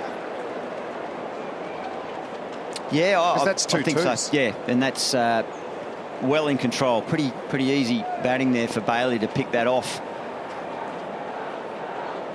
Just those 2 men behind point, not doing a lot of work. That's a great stroke again from George Bailey. Only just settle for the single. Noticed the man that fielded the previous 2 deliveries down at deep long on probably won't be wanting the high ball to come his way at the minute. Why is that?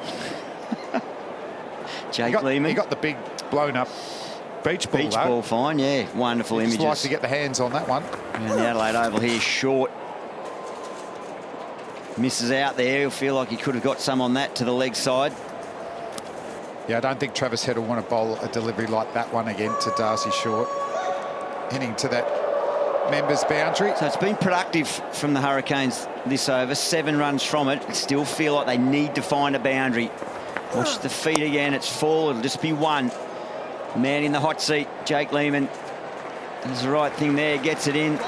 Strikers will be happy with that. 8 off it. 1 for 68. This year, who will be hit for 6 when your favourite bachelors and bachelorettes enter paradise? They've all known heartbreak, but they're willing to give it another try. This is Bachelor in Paradise. Coming soon to 10. Well, we're going to have to watch something because we're all going to go into withdrawal because all of a sudden the Big Bash is finishing. Sure what we're going to do. Sure if they can quite see the cricket from up there. They might be able to get a peek, but it looks like this is the bowler you were talking about, Adam Gilchrist. Liam O'Connor, his first game for the season. Yeah, it's not the wicket of truth. It's the moment of truth for young Liam. Plays his cricket in Perth. Played some Big Bash cricket last year. Picked up 4 wickets. In a reasonable economy rate. He'll be happy if he can produce that. That was good from Travis Head.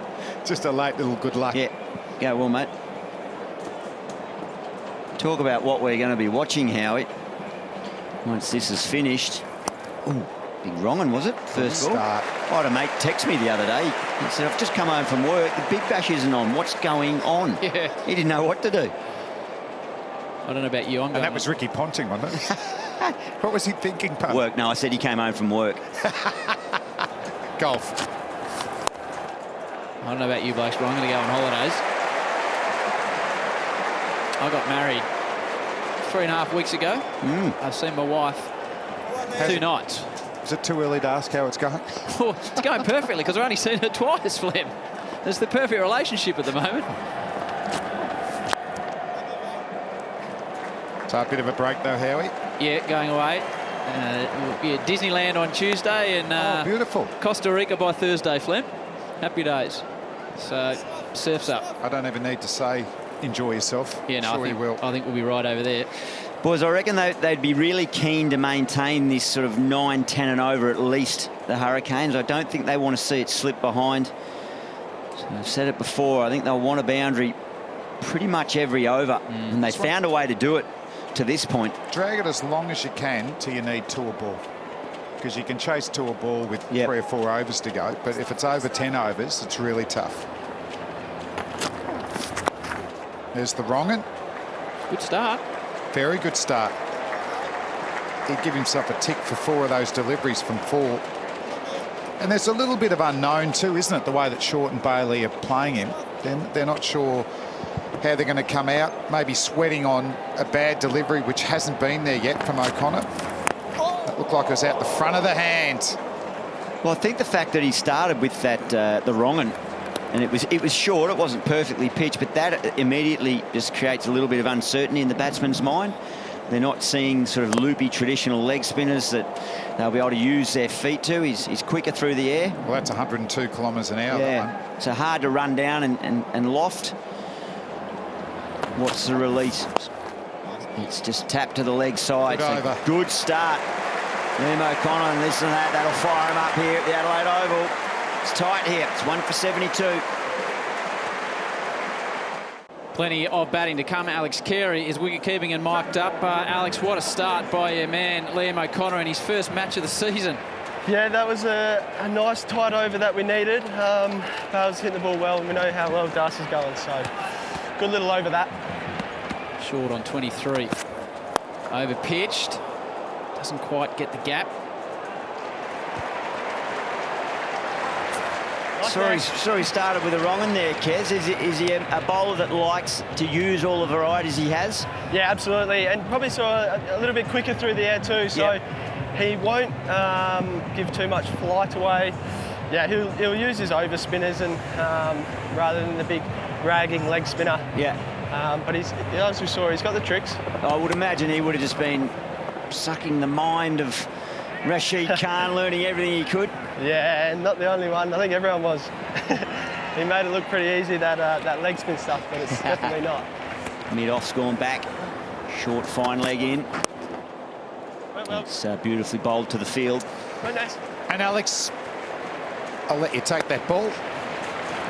Batting first, getting score on the board. The bowlers are pretty comfortable knowing that you just need to get the opposition behind the rate. Yep, I'm not sure the percentage of batting first to bowling we've done, but I'm sure it's very high. We've batted first a lot of the time.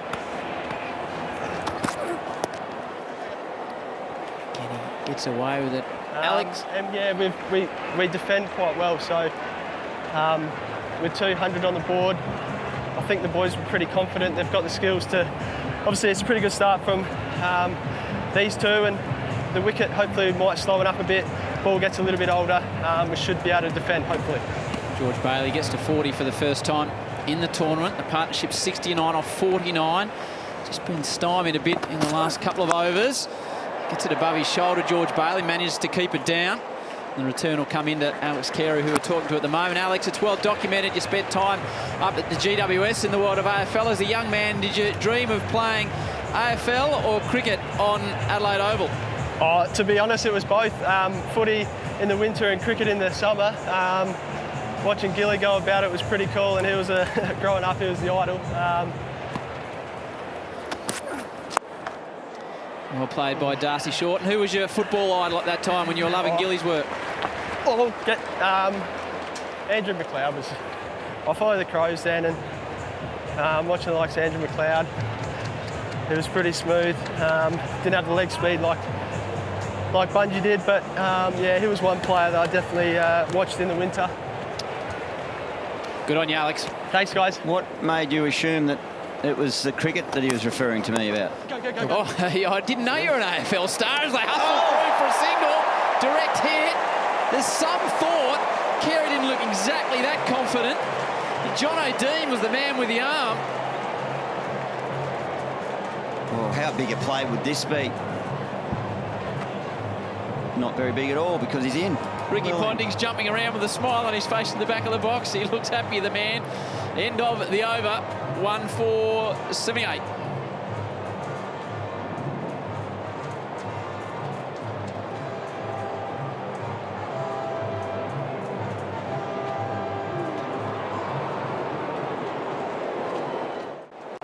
Big Bash final, last 3 overs, 18 runs at no boundaries. It's go time now. Partnership 72 from 52. George Bailey facing the leg spinner. Well, there's the intent from Bailey. I think they've got to go. They've got to keep being that really positive mindset that they've had. It's gone up to 11.5 and over. Last 13 runs have been singles. Tim Gossage. Yeah, Gilly, Matthew Wade's down to come in next, and his bat and gloves and his helmet, he's going to have the camera on. He has not been on the bench for a good 12, 15 minutes. The media manager tells me he's gone to the toilet. but he has not been sighted for some time. I think there might be just some genuine concern that he might not be next in. It might be Ben McDermott. Oh, he's interesting. It's a welcome boundary there. And it's still running repairs to Tim Payne's bat. He's obviously pulled the plastic face off He's that. not putting the Coke on the bat, is he? They would still be pretty comfortable if Ben McDermott walked out there in the middle. 6 sixes against the Scorchers in the semi-final, but Short, can he keep going? Well, he gets a full toss and he can't put it away, just a single. They've kept those wickets. They've kept those wickets in hand. That is Matty Wade's gear. But they got a deep batting order, yeah, and big hitters. You know, we've mentioned Wade and Christian, but we've got Christian, got Malenko. They look to want to hustle for a second. They decide not to. O'Connor, when he's erring on the full, and they can't put it away. Oh, Archer can whack it as well.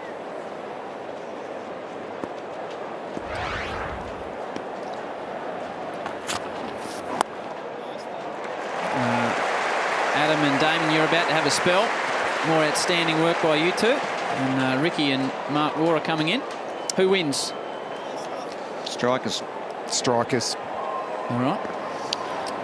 Final ball of the over. Darcy Short can't beat the field. Another good one from O'Connor. Into the side. 2 overs, none for 11. 1 for 85. 118 required from 60. They need 11.8 and over. Just under 2 a ball. Ricky Ponting, Mark Waugh. Well, Rick, it's been a nice partnership, but by gee, they need to start going the heave-ho now. I've got the whip out, Howie. Yes. I've got the whip out on these two at the minute. Well, they have played well. I mean, it's 79 from 58, but it just needs to go into another gear now. George Bailey started in outstanding touch, didn't he? Hit the ball beautifully the moment he walked to the crease. And it's been Darcy Short, if anyone, just hasn't been able to find the fence regularly enough. Too many dot balls as far as I'm concerned for Short tonight. I mean, he's hit his 5 boundaries, but he's 30 from 25. We're used to seeing him score a lot quicker than that. He's going to need to for the rest of this innings. This is when Weatherall really started to spank the ball everywhere on his way to 115. Didn't really time it, but they'll get back for 2. Just need a couple of those overs, Mark Waugh, where you get a 15 or a 16 or maybe even an 18 or a 20. Yeah, well, O'Connor's dragged it back 2 overs for 11. He's put the brakes on, but I still think the Hurricanes are a good chance. I look at the Strikers bowling lineup. There's really only Ben Lachlan that would worry me. I reckon the rest of the bowlers are gettable, but it's all about pressure, isn't it now? It's in the air. That should be caught, I reckon, on the mid-on boundary. Jake Lehman. Yes, he's got it. You beauty. That is a sigh of relief for Jake Lehman and the big crowd here at Adelaide Oval. That is a big wicket. Just when Bailey was looking pretty good and they needed to put the foot down, they lose a big wicket. Yeah, well bowled from Peter Siddle. Was full and straight. Wasn't short enough for Bailey to get right underneath on the Bunnings wicket replay. And it still almost made it to the fence. Jake Lehman would have had his heart in his mouth there as well. Turns to the Strikers fans. Takes a good catch. Bailey on his way. Hurricanes lose their second. 2 for 87. McDermott's in red-hot form. Coming up to 67 off just 30 balls in the semi-final. Still no Matty Wade. Rick, why do you think they've moved the order around? And Wade, who was fantastic at the top in the last game with 71 for 45, hasn't batted yet. The only thing I can think of, Howie, the reason that Wade didn't open today was that they wanted the left-hand, right-hand combinations through their batting order with that short boundary on the leg side. When you've got left-hand and right-hand, you've always got that short boundary on one side, so that's what they would have been thinking. But it was a bit of a gamble considering what Matthew Wade was able to do in the semi-final. See there, Bailey just didn't quite get under it enough, didn't quite get in the middle of the bat. They need another couple of yards though, and it would have found the fence. I reckon he got too close to it, didn't he? By walking down the wicket, he couldn't get underneath it. And Jake Lehman didn't have as much time to think about dropping that one.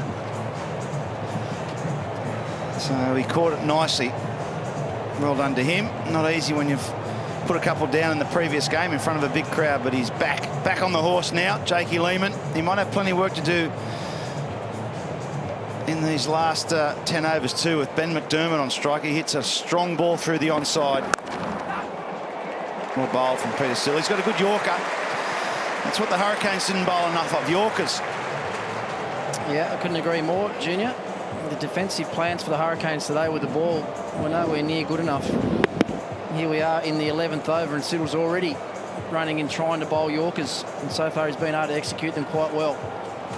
The pace has been up tonight too. If that speed gun's right, Peter Siddle's been over 140 kilometres for most of the evening. Huh? You reckon they've turned it up a little bit? Slipped the policeman five bucks down there just to kick up the KPs on the speed gun. That doesn't look 142 to me, but doing a good job, full and straight. Very experienced Peter Siddle. Just a couple of overs where you're not scoring a lot of runs, it really does start to push that run rate up. So we're up to 12.44 now for the Hurricanes. They've got a lot of power in the shed, but no point sitting there. Got to put the foot down. I see Short's just been dragged back, particularly by the leg spin of O'Connor. Oh, it's good bowling, full and straight again. Great over, a wicket and 5 off at 2 for 90, 9 to go. HCG.com.au, the Buckethead Army in full force, 71% behind the Hurricanes. With the Cane train at the moment, it's only just chugging along. Only 30 from the last 5 overs. O'Connor's been allowed to go for just 11 from his 2 overs. They need to get into him, but he's bowled well. He's bowled quickly and accurately as far as leg spinners go. He has, hasn't he, Howard? The speeds have all been up around that high 90 kilometres an hour. He's bowled the ball into the wicket as well. He's not a big, never going to be a big turner of the ball, but he's fired in, not allowed the Hurricanes batsmen to actually use their feet and get down the wicket. He's kept them in their crease. I think you've got to play him like a slow medium pacer. Yeah, almost like a little in-swing bowler. He's not turning the ball, he's just bowling flat, as you say. Don't know if that was a wrong one or not. It seemed to just nip back in. Yeah, he's not a turner. He's very flat bowler, sort of out the side of the hand. And I think these two batsmen now, Howie, they're going to be talking to each other out there and trying to find who they think they can target in the next couple of overs, because they need a big over very, very soon to get themselves back into the game.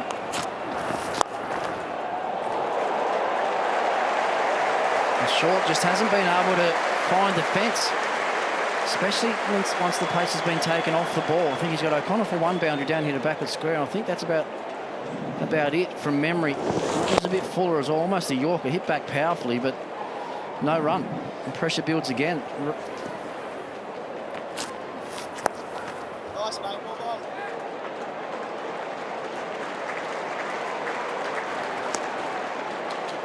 The run rate required now goes up to 13.2.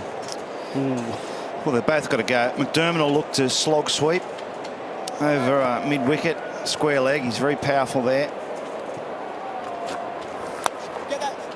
Not Dan Christian, though, as they should come back for 2. Well, they've got Wade, Malenko, Christian. They've got a lot of batting, but the balls are just passing by them very quickly at the moment. Dan Christian's a man that can bring you 45 from the last 3 overs of the game if he really gets going. Yeah, Malenko's the other one that can be dangerous down there. He's a big hitter. Good striker. And there's that length again that we've just been talking about. Bowling it down into the wicket, slides under the bottom edge of the bat. That's 12 overs just gone, 2 for 95. Hurricanes only just hanging in there. Last 6 overs, Mark Waugh, they've only reached the boundary once.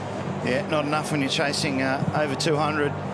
They're trying, but just not executing their shots. The bowling's been good, particularly O'Connor. 3 overs for 16 at this stage, the game going at 5. So that's really good. Siddle's been economical as well. Now Laughlin's back in the attack. He's their real wicket taker, isn't he? Well, Liam O'Connor right now will be saying, what's the big deal about this Rashid Khan? Hey? Exactly. He's doing the job he would be doing. Absolutely. Equally as well. They need a big over. They need it soon to the Hobart Hurricanes. It's got to come from the blade of Darcy Short as well. 34 from 30 balls. It's nicely bowled from Laughlin. It's full and straight again. Bowling to their field. They've done a terrific job here. Peter Siddle was excellent in his last over. And Connor's been able to put the brakes on. And here's the Yorkers here. Harvey Norman Hawkeye. This is what the strikers, bowlers have been able to do. And I guarantee you, if we have a look at Jake Weatherall's innings, in the first innings of this game, there's nowhere near that many of those down there. Let's work through mid-wicket. Only one, though. Once again, good bowling. Well, that slow ball's been a beauty for Lachlan all tournament. He's really got it to dip and swing away at times. And he can execute it under pressure. He's got a good Yorker, quick bouncer. And he's not easy to collar. 40,000 here this afternoon for the Big Bash final. Well done to the people of Adelaide and South Australia. And that's better from Darcy Short. Hits it hard and straight. Lehman now getting applause for every bit of fielding he does. Well, apart from about 5 minutes, he has been the crowd favourite here right through the season. There's a few minutes the other night that he maybe wasn't their favourite player, but once again, full and straight from Lachlan. Yeah, not quite out of the middle, was it? Not quite out of the middle. They need something over the rope in a hurry here. And Darcy Short, I reckon he's got it. He has. Oh, and the security guards put it down too as a sitter. Well, our man went straight to him. Our man normally fields it backwards square, so he took the catch last year. That's what the Canes need, though. Yeah, I think he might have went with one hand, did he? Security guard, yeah, it wasn't quite full enough that time from Lachlan. Half volley, good strike. Yeah, he's gone one-handed. He thought, oh, should I catch this or not? Might have bounced up into his cap, tooted up into the peak of his cap, I reckon. Well, he got him on the chin. It's the third or fourth time Darcy Short hasn't managed to get bat on it with fine leg inside the circle. It's the fourth leg by of the innings. I actually think that's been a plan tonight from the strikers. I think if they bowl it in there as tight as you can to Darcy Short, it takes his hands away. He's very much a hands-eye sort of player. The tighter you can bowl, the harder he's going to find it. And they're just been able to slip a few into that pad, haven't they? He plays very straight. He's not a real worker of the ball, so if it's in tight, he can't manoeuvre it. All those four-leg buys have been when Darcy Short's been on strike. Should only get two there. No, just a single. 12 off the over. That's about what they need. Maybe a fraction more. 2 for 107. Jake Weatherall's 115 off 70 balls was the mainstay of the strikers' innings. Travis Head, 44 not out off 29. George Bailey, 46, has been amongst the runs for the Hurricanes. But this man, Liam O'Connor, in his first game, 3 overs, 6 dots, none for 16. They need to get him in a major way. McDermott attempts it, gets a touch on the bottom of the bat. Only a single. That's his zone, isn't it? That slog sweep. Hasn't quite got hold of it yet. Just a one boundary, O'Connor, in 19 deliveries. That's very good going at this stage of this game. Overs remaining. Head and Nisa, one each. Lachlan, 2 will definitely bowl his 2. 2 from Siddle. Well, that's gone, I reckon. Yeah, that's 6. Flat batted. This could be the big over thereafter. It was a drag down, wasn't it, on that occasion from O'Connor. His length's generally been really good tonight. Challenging the top of the stumps and skidding on. That's a drag down. It's a lot shorter. Darcy Short stands tall. Where's he been, Gus? What's going on with Gus? Weatherall didn't see him at all, did he, in the first inning? What is going on? Hit 8 sixes and Gus didn't come out for 100. Missed his plane. That's a 50 for Darcy Short. Well, Chris Lynn on Twitter said that the Hurricanes would win and this man would be man of the match. 50 off 36, striking 138. Yeah, he's got a bit of work to do, though. A bit of work to do. 88 from 39. 4 50s and 100 for the tournament. McDermott shaped to do something different, and as a result, O'Connor changed his delivery. In the end, it's just a single. He probably would have been a wide looking at that as well. He just landed on the pitch, didn't it? Yeah, McDermott had moved across his stumps a fraction, as you did point out, Howie. They need 2 balls left in this spell for O'Connor. They need a couple of boundaries here, Hurricanes. And that's hit hard backward a point. Well fielded. Nice bit of work there from Colin Ingram. It's good desperation. Brings the right-handed McDermott on strike. No doubt, Junior, he'll be looking at that leg side boundary. It's only 57 metres out there in the shortest point, which is almost just on square leg.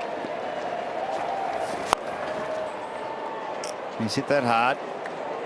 Just a single, though. 11 off the over. Great spell by O'Connor. 4 overs, none for 27. Well done. 2 for 118. 6 to go. The Big Bash final in the balance. The Hurricanes need to go at 14.17 and over for the last 36 deliveries to pull off what will be a remarkable win if they can do it. Pete Siddle, 2 overs, 1 for 12. Yep, Siddle's been good, Howie. In comparison, at the same stage, the Strikers are 2 for 136. So the Hurricanes are just a little bit behind. They just need to find that one big over. They need a 20-run over here somewhere. Oh, that's a gutsy shot. On the reverse lap. Just haven't got the momentum in their innings as yet, have they? Well, they had it early, didn't they? They had just the back half of the power play and a couple of overs outside, but then the breaks really came on. A couple of tight overs from O'Connor to start his spell. Siddle's bowled, as you say, 2.1 overs now, 1 for 12. Well, they've bowled 6 overs between them for 39 runs, Siddle and O'Connor. It looks like he's just going to bowl really full as well now, Siddle. Just try and hit his Yorkers. And as he does again, he slides under the bat of Darcy Short. Well, that's right in the zone, that, to go. That was a half volley. Unfortunately, Short couldn't latch onto it. Matthew Wade, he's raring to go. Christian's got the pads on. Malenko there, he'll be there. Well, they all need to be raring to go now, June. A very tough task facing the rest of this Hurricanes batting lineup. Darcy Short this time goes the little ramp shot. Well, it's just premeditation because of the length Siddle's bowling. He's bowling a lot of Yorkers, so they think the best way to play him is to ramp it, but I don't know about that. I think I'd prefer to see the batsman either go forward or back in their crease, therefore making it a half volley or a full toss and hit to your strong areas, your mid-wickets. It's also a bit of an indication for mine, Junior, that Short's probably not striking the ball as cleanly tonight as he has in previous games. I don't think I've seen him play one of those shots for the entire tournament. Slow ball from Siddle. Looks like that leg cutter type delivery that he's developed and brought into BBL 7. And have a look at Siddle's lengths here, the Harvey Norman pitch map. Very, very full. And more importantly, quite straight as well, which we said with the Hurricanes bowlers earlier. I don't think they bowled enough of that. They definitely didn't challenge whether or to hit the ball down the ground. Whenever they pitched up, they got a little bit wide and he was able to hit a lot of boundary square on the offside. The Hurricanes have had none of that in their batting innings. There we go again. That's straight again. Looked like it was tailing down to me. Not so the umpire, though. He's got the finger up. It's fallen straight from Siddle. McDermott goes across the line and he's trapped in front, giving LBW. Yeah, it's just pressure, isn't it? McDermott looking to play the previous ball back at point. That's missing leg by a mile, I reckon. Yeah, that's an awful decision. It's full and straight, but that's just pressure. It's pretty good bowling from Siddle, though. He's been right up in the block hole. He gets a bit of a bonus wicket there, but he's still bowled very, very well. The dangerous McDermott's gone. 3 for 120.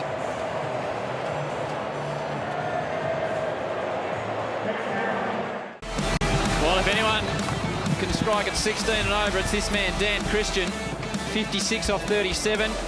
And then in the semi, 37 from 22. So Matty Wade, he made 71 off 45 opening in the semi. Still hasn't been called upon with the bat. And it is absolute go time now for the Hurricanes. Well, that's the interesting thing now as well, how you think if they lose another wicket now, Malenko's probably going to be the next man in as well. That's a great over from Peter Siddle. That's fantastic. A dead ball, isn't it? Good leg by well bowled Pete Siddle. 3 for 121. So 82 required off the last 5 overs for the Hobart Hurricanes. Let's have a look at that leg before wicket of McDermott. He looked to be sliding down. He was very full, though. Yeah, missing by a fair way. Bit of reverse swing there, I reckon. That swung a long way. It did swing a bit, didn't it? Which the umpire obviously didn't see.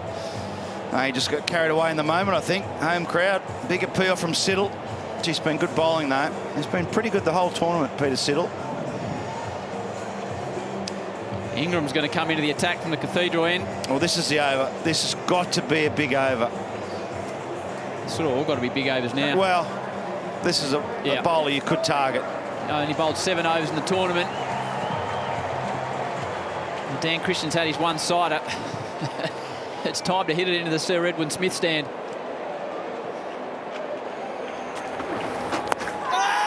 Big shout from Ingram. Now it's Short's opportunity to hit it into the Max Bashir stand. But you see what's happening under pressure? They're all getting away from their normal hitting game plan, the Hurricanes batsmen. They're all moving around the crease looking for the dicky shots. I reckon just stand there and hit it like you've been hitting it. Especially for Christian, he doesn't need to do that. Darcy Short hasn't looked that comfortable against the slow bowlers today. Oh, this looked like he could have bowled the off spinner. That's good footwork. Boundary straight down the ground. That was the offie, I reckon, Howie. That's a good call. Yeah. We're used to seeing him just roll little gentle leggies out, aren't we? But that was an off spinner, obviously just trying to take the ball away from the outside edge of the left-handed Darcy Short. And even that wasn't perfectly struck either, June. That was a slightly different swing, a little bit on the inside edge of the bat. You see the bat just twisting his hands a little bit. You got to go. That's a leggy, and that's 6. Yes.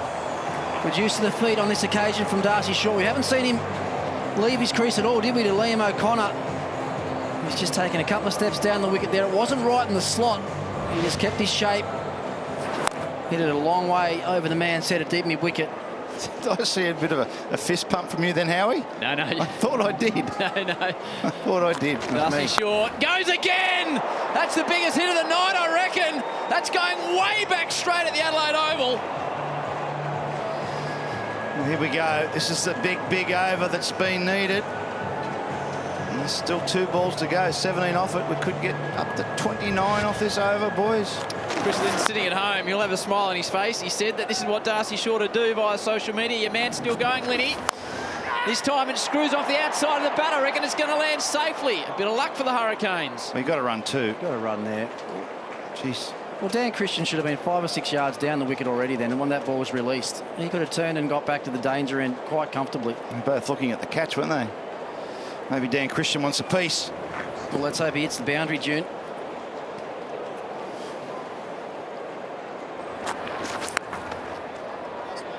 No, just a single. Unfortunate. Good over, though. 19 off it, 3 for 140.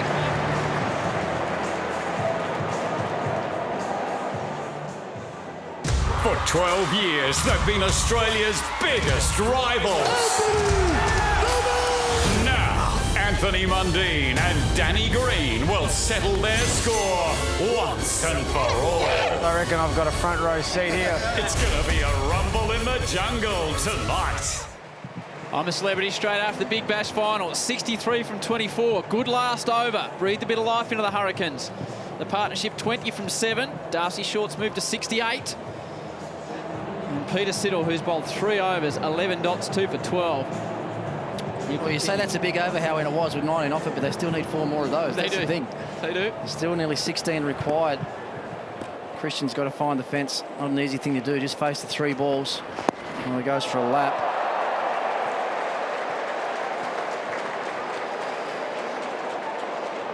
Well, it's a miracle shot, that. I mean, if it comes off, it looks great, but it's a hard shot to execute, isn't it, against Siddle, who's a flat bowler.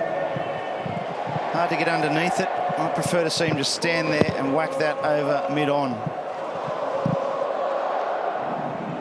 Oh, hasn't he, Peter Siddle? Very good. Full and straight, challenging the stumps. Oh, there's a slow ball as well. This is good skills and great execution under pressure. Just a bit slow, that one, wasn't it? Might have been the leg cutter, leg spinner. Yeah, very good. I'm starting to doubt this speed gun now because it's got that one at 134. I think. So, Sid, I think you're right. It's collapsed in the heat. I think Sid's has just speed gun. paid the operator off a little bit before the game started today. 134 case. Slow ball. That one's run 80.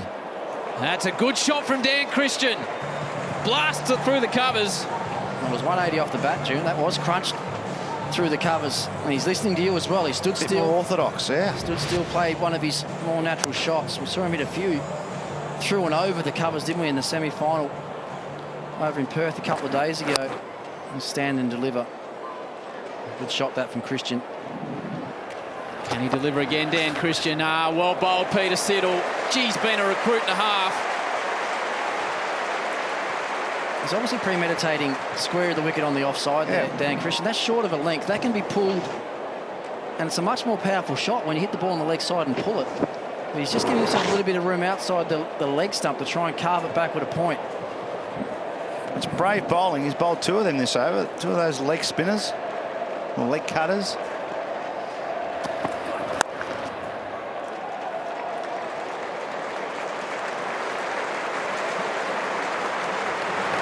Just kept it simple, hasn't he? Peter Siddle fallen straight with the odd change of pace. I'll tell you what, he's bowled 3.5 overs, 2 for 17. And in just about, I mean, I know Jake Weatherall played an unbelievable innings, but you think about when Siddle came into this game, when he came into the attack, all the momentum was with the Hurricanes. Well, none for 52 or 5 when Siddle was introduced. To be able to bowl a spell like this, it's almost game-changing, and that's out. It's more than game-changing now for Peter Siddle and the Adelaide Strikers. The last ball of his spell, falling straight again. Short goes for the big one, inside edge, and comfortably taken by Carey. It might be the end of the night for the Hurricanes. Well bowled, Peter Siddle. Yeah, very well bowled. This one might have just swung back a bit, did it? Maybe it did. I reckon it just come back. Thin inside edge, well taken by Carey, who's standing up pretty close on the Bunnings wicket replay. There's Peter Siddle, the old campaigner. He's loving it. Rejuvenated this season. And that's a pretty good innings by Darcy Short. Comes to an end, 4 for 145. And the Kane train is nearly out of steam. They need 58 off the last 3 overs. Great spell from Pete Siddle. 3 for 17, 15 dots in his 4 overs. And finally, Matty Wade gets his chance, but is it too late? Well, you're giving up, Howie? No. Yeah, it's a big task now, isn't it? Especially with Ben Lachlan with ball in hand. 3 a ball. Yeah. I said that D. Christian was a 45 off the last 3 over man. He's going to need to do more than that. Matty Wade, he's waited all that time and he's out. He opened last innings, made 71. Today he comes in down the order and he's going to get run out without facing a ball. Yeah, he didn't look too happy walking out, Matthew Wade. He's going to be less happy now. Alex Carey, another brilliant bit of work from him. Inside edge. Onto the pad. Carey picks it up, one-handed bang, out. Tremendous work from Carey. Unfortunate for Matty Wade. He just hasn't been able to get anything going. Obviously coming in so late in the order on the Bunnings wicket replay. He's going to not be too happy at all. 5 for 145. Simon Malenko with a mountain range to climb, really. And they hustle through for a single. Yeah, there's just a little bit in the air as well, a little bit of reverse swing as well from Lachlan. I think that ball, certainly the first ball to Christian where Matthew Wade was run out, just tailed in a little bit and cramped Christian up. He has that very low arm slinging action where his natural angle is for the ball to tail in anyway, but I think we saw with Peter Siddle there was just a little bit of reverse swing and going to make it very difficult for these Hurricanes batsmen now. It's the single. Well, Siddle was definitely swinging. His LBW to McDermott, even though it was missing leg, it sort of darted back, and then I think the inside edge to Short, it swung back at him the opposite way. Matthew Wade's fuming, I reckon. To be fair, Junior, probably rightly so. On the back of what he'd shown in the semi-final, played beautifully at the top of the order. Well, it's all about momentum this game, isn't it? Whether it's the bat or the ball. And in the semi-final, his innings just got the momentum in favour of the Hurricanes. That's what they needed tonight, chasing a big score, man in form. That's the thing. It's strange decisions. It's your form players. They've got a bat at the top of the order, and they're in form. You let them go. I do think sometimes we get carried away with this left-hand, right-hand combination. Well, it didn't matter for the strikers, did it? Had the 2 left-handers, didn't they? Anyway, but give credit to the strikers. I mean, Siddle and O'Connor, 2 of the, well, not lesser bowlers, but you know, they're not their big wicket takers, have done the job in the middle. They've just dragged it right back and suffocated the Hurricanes' run chase. Christian blasted away over cover. Gets to the rope.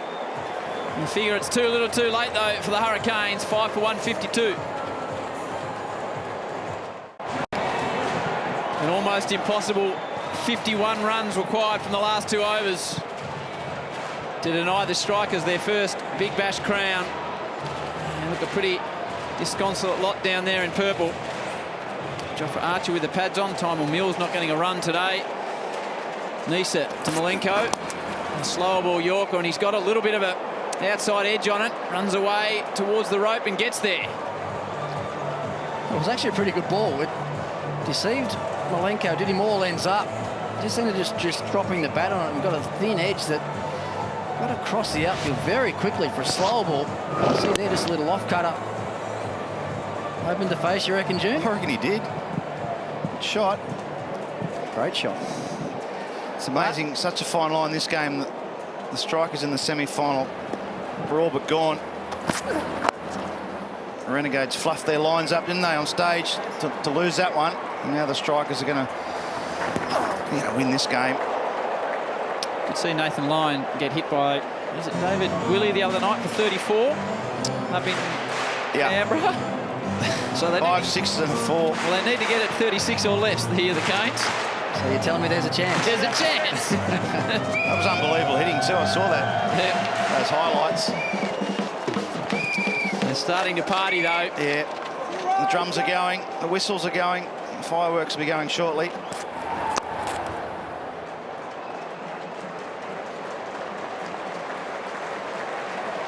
It's the age-old adage, isn't it? Especially in this form of the game, that you don't have to be the best team in the home and aways. You just have to get into the top 4 and then be the best team in your 2 finals. Well, you get into the top 4 with your best players in form, Howie, and have them come off in a big game like this and you win. Simple as that. We've seen Jake Weatherall carry some great form into the final. Plays the innings of his life today, 115 off 70 deliveries. That's enough to get the job done. No Rashid Khan as well. It's been a big effort by the strikers. He's been their linchpin, their bowling attack. And Stanley. They all know Stanley as well, yeah. Their bowling looked a bit thin on paper, but runs on the board, it's all about, it's just scoreboard pressure, isn't it? I think someone should get a medallion and whack it in the mail and send it to Rashid Khan, wherever he may be. Massive part of this campaign. I was talking to some of the strikers boys yesterday. They've actually got a West End Brewery tour tomorrow. Which, if things work out for them like it looks like they will now, then they're going to have a very big night tonight and a pretty big day tomorrow. And they've got a Shield game, I think, that starts on Thursday. I reckon that'll be a short tour, that one. Tomorrow. Be a short tour, won't it? A short tour, or there'll be long odds to win the Shield game, I reckon. 40 required. Off just 7 deliveries with Ben Lachlan to bowl it out. The hero in the semi-final. He's the reason they're there. Christian blasts it down the ground. And the crowd knows what that signifies. One over to come.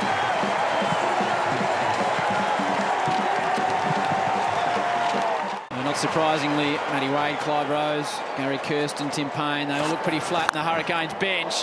A couple of late fireworks possibly out on the rope. It's got enough on it. Christian clears it. Well, I was a bit surprised at that one. I thought that was the top edge was going straight up in the air. I was watching Jake Weatherall out at deep mid-wicket, and I think he thought he was a chance as well, but maybe there's a bit of breeze. I might have just carried a little bit on the breeze. And up and under it, and see the face of the bat slide open, just twisting his hand a fraction, but far enough, and another one down in the crowd, June. Yeah, got to work on the crowd catches. That one will be 4 as well.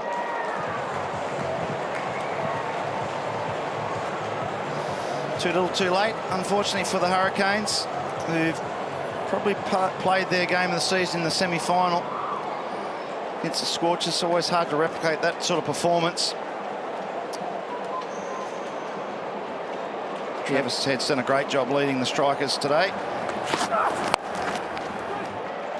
Benny Lachlan just pulled up a bit ginger after that delivery. And they hustle back for 2. Looks okay, though.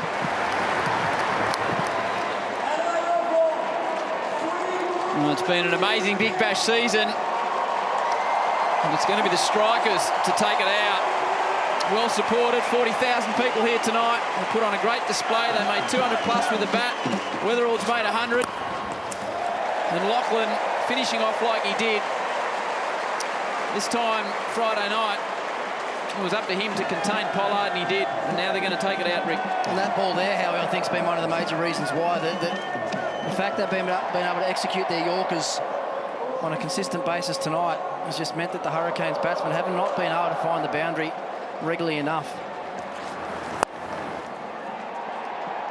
Once again, that's full enough to not be able to get under. Goes flat and hard to long off. It's the basic skill of the game that I think the Hurricanes have found wanting in today. Travis Head smiling, relaxing, giving Benny Lachlan a tap on the bum. Crowd on their feet now. It's a pretty good feeling now, Howie, being out there as a player. Final ball, the big bash. It's a dot. Party time in Adelaide. Strikers, they win their first Big Bash crown. And they've won comfortably as well. Very well deserved win. Won the toss, had a bat. Carey and Weatherall got them off to a good start, and then enter the man Weatherall, who just played one of the great innings you'll see in BBL history. Finished with 115 from 70 balls. It was a very, very classy knock, and he set up this win for the Adelaide Strikers. Yeah, great performance. A very one-sided game in the end. The Hurricanes have shown a lot of strength for their batting throughout the season, but the run chase under pressure just too much. Tremendous bowling performance after a great batting performance by Weatherall. O'Connor and Siddle in the middle dragged it right back, and they just could not find the boundary. We'll add in to Tim Gossage, who's got Travis Head, the winning captain. I certainly do. Well, you've just captained the Big Bash champions. Wow, that's unbelievable, yeah. That's amazing. That's pretty special. So it should be, mate. Outstanding. A young man, a team, a great team, but not a team of champions. Everyone said the way it was constructed with your bowlers, that must give you just great heart and great relief, and just feel so proud. Yeah, the week leading in was unbelievable. Brought in questions over the squad. We got in a lot of different guys, and they were exceptional. They were unbelievable. They all backed each other. They all had different skills. It was easy to use them throughout. Each one brought a different, unique style, which is work to treat. I couldn't fault the bowlers. Bowlers were unbelievable. The batters probably started a bit slowly, gave us opportunities to win games at the start. That's all we can ask for. And then we asked for match winners. That's one of unbelievable knocks. I love your emotion. I think Australia loves your emotion. Congratulations. Thank you very much. Cheers. Adam Gilchrist has Jake Weatherall. Yeah, thanks, guys. Jake, mate, did you ever dream of this? No, I didn't. Obviously, you dream about when you go to bed and stuff, but apart from that, you never think it's ever going to happen. But it's pretty amazing. We're such good players and such a group. So good to get the win.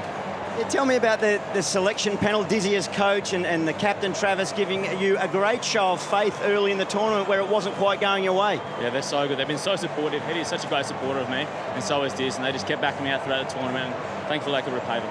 And you said to Tim Gossage when you were dismissed, you weren't actually feeling all that good when you went out to bat today. Yeah, and I was walking out and I was just thinking, I'm just not feeling that great at the moment. I just got to keep it simple and see what happens. But yeah, as I said, didn't feel that great, but thankfully it came off. And was that the change mid-tournament or the last 4 or 5 hits? Have you just gone back to basics and kept it simple?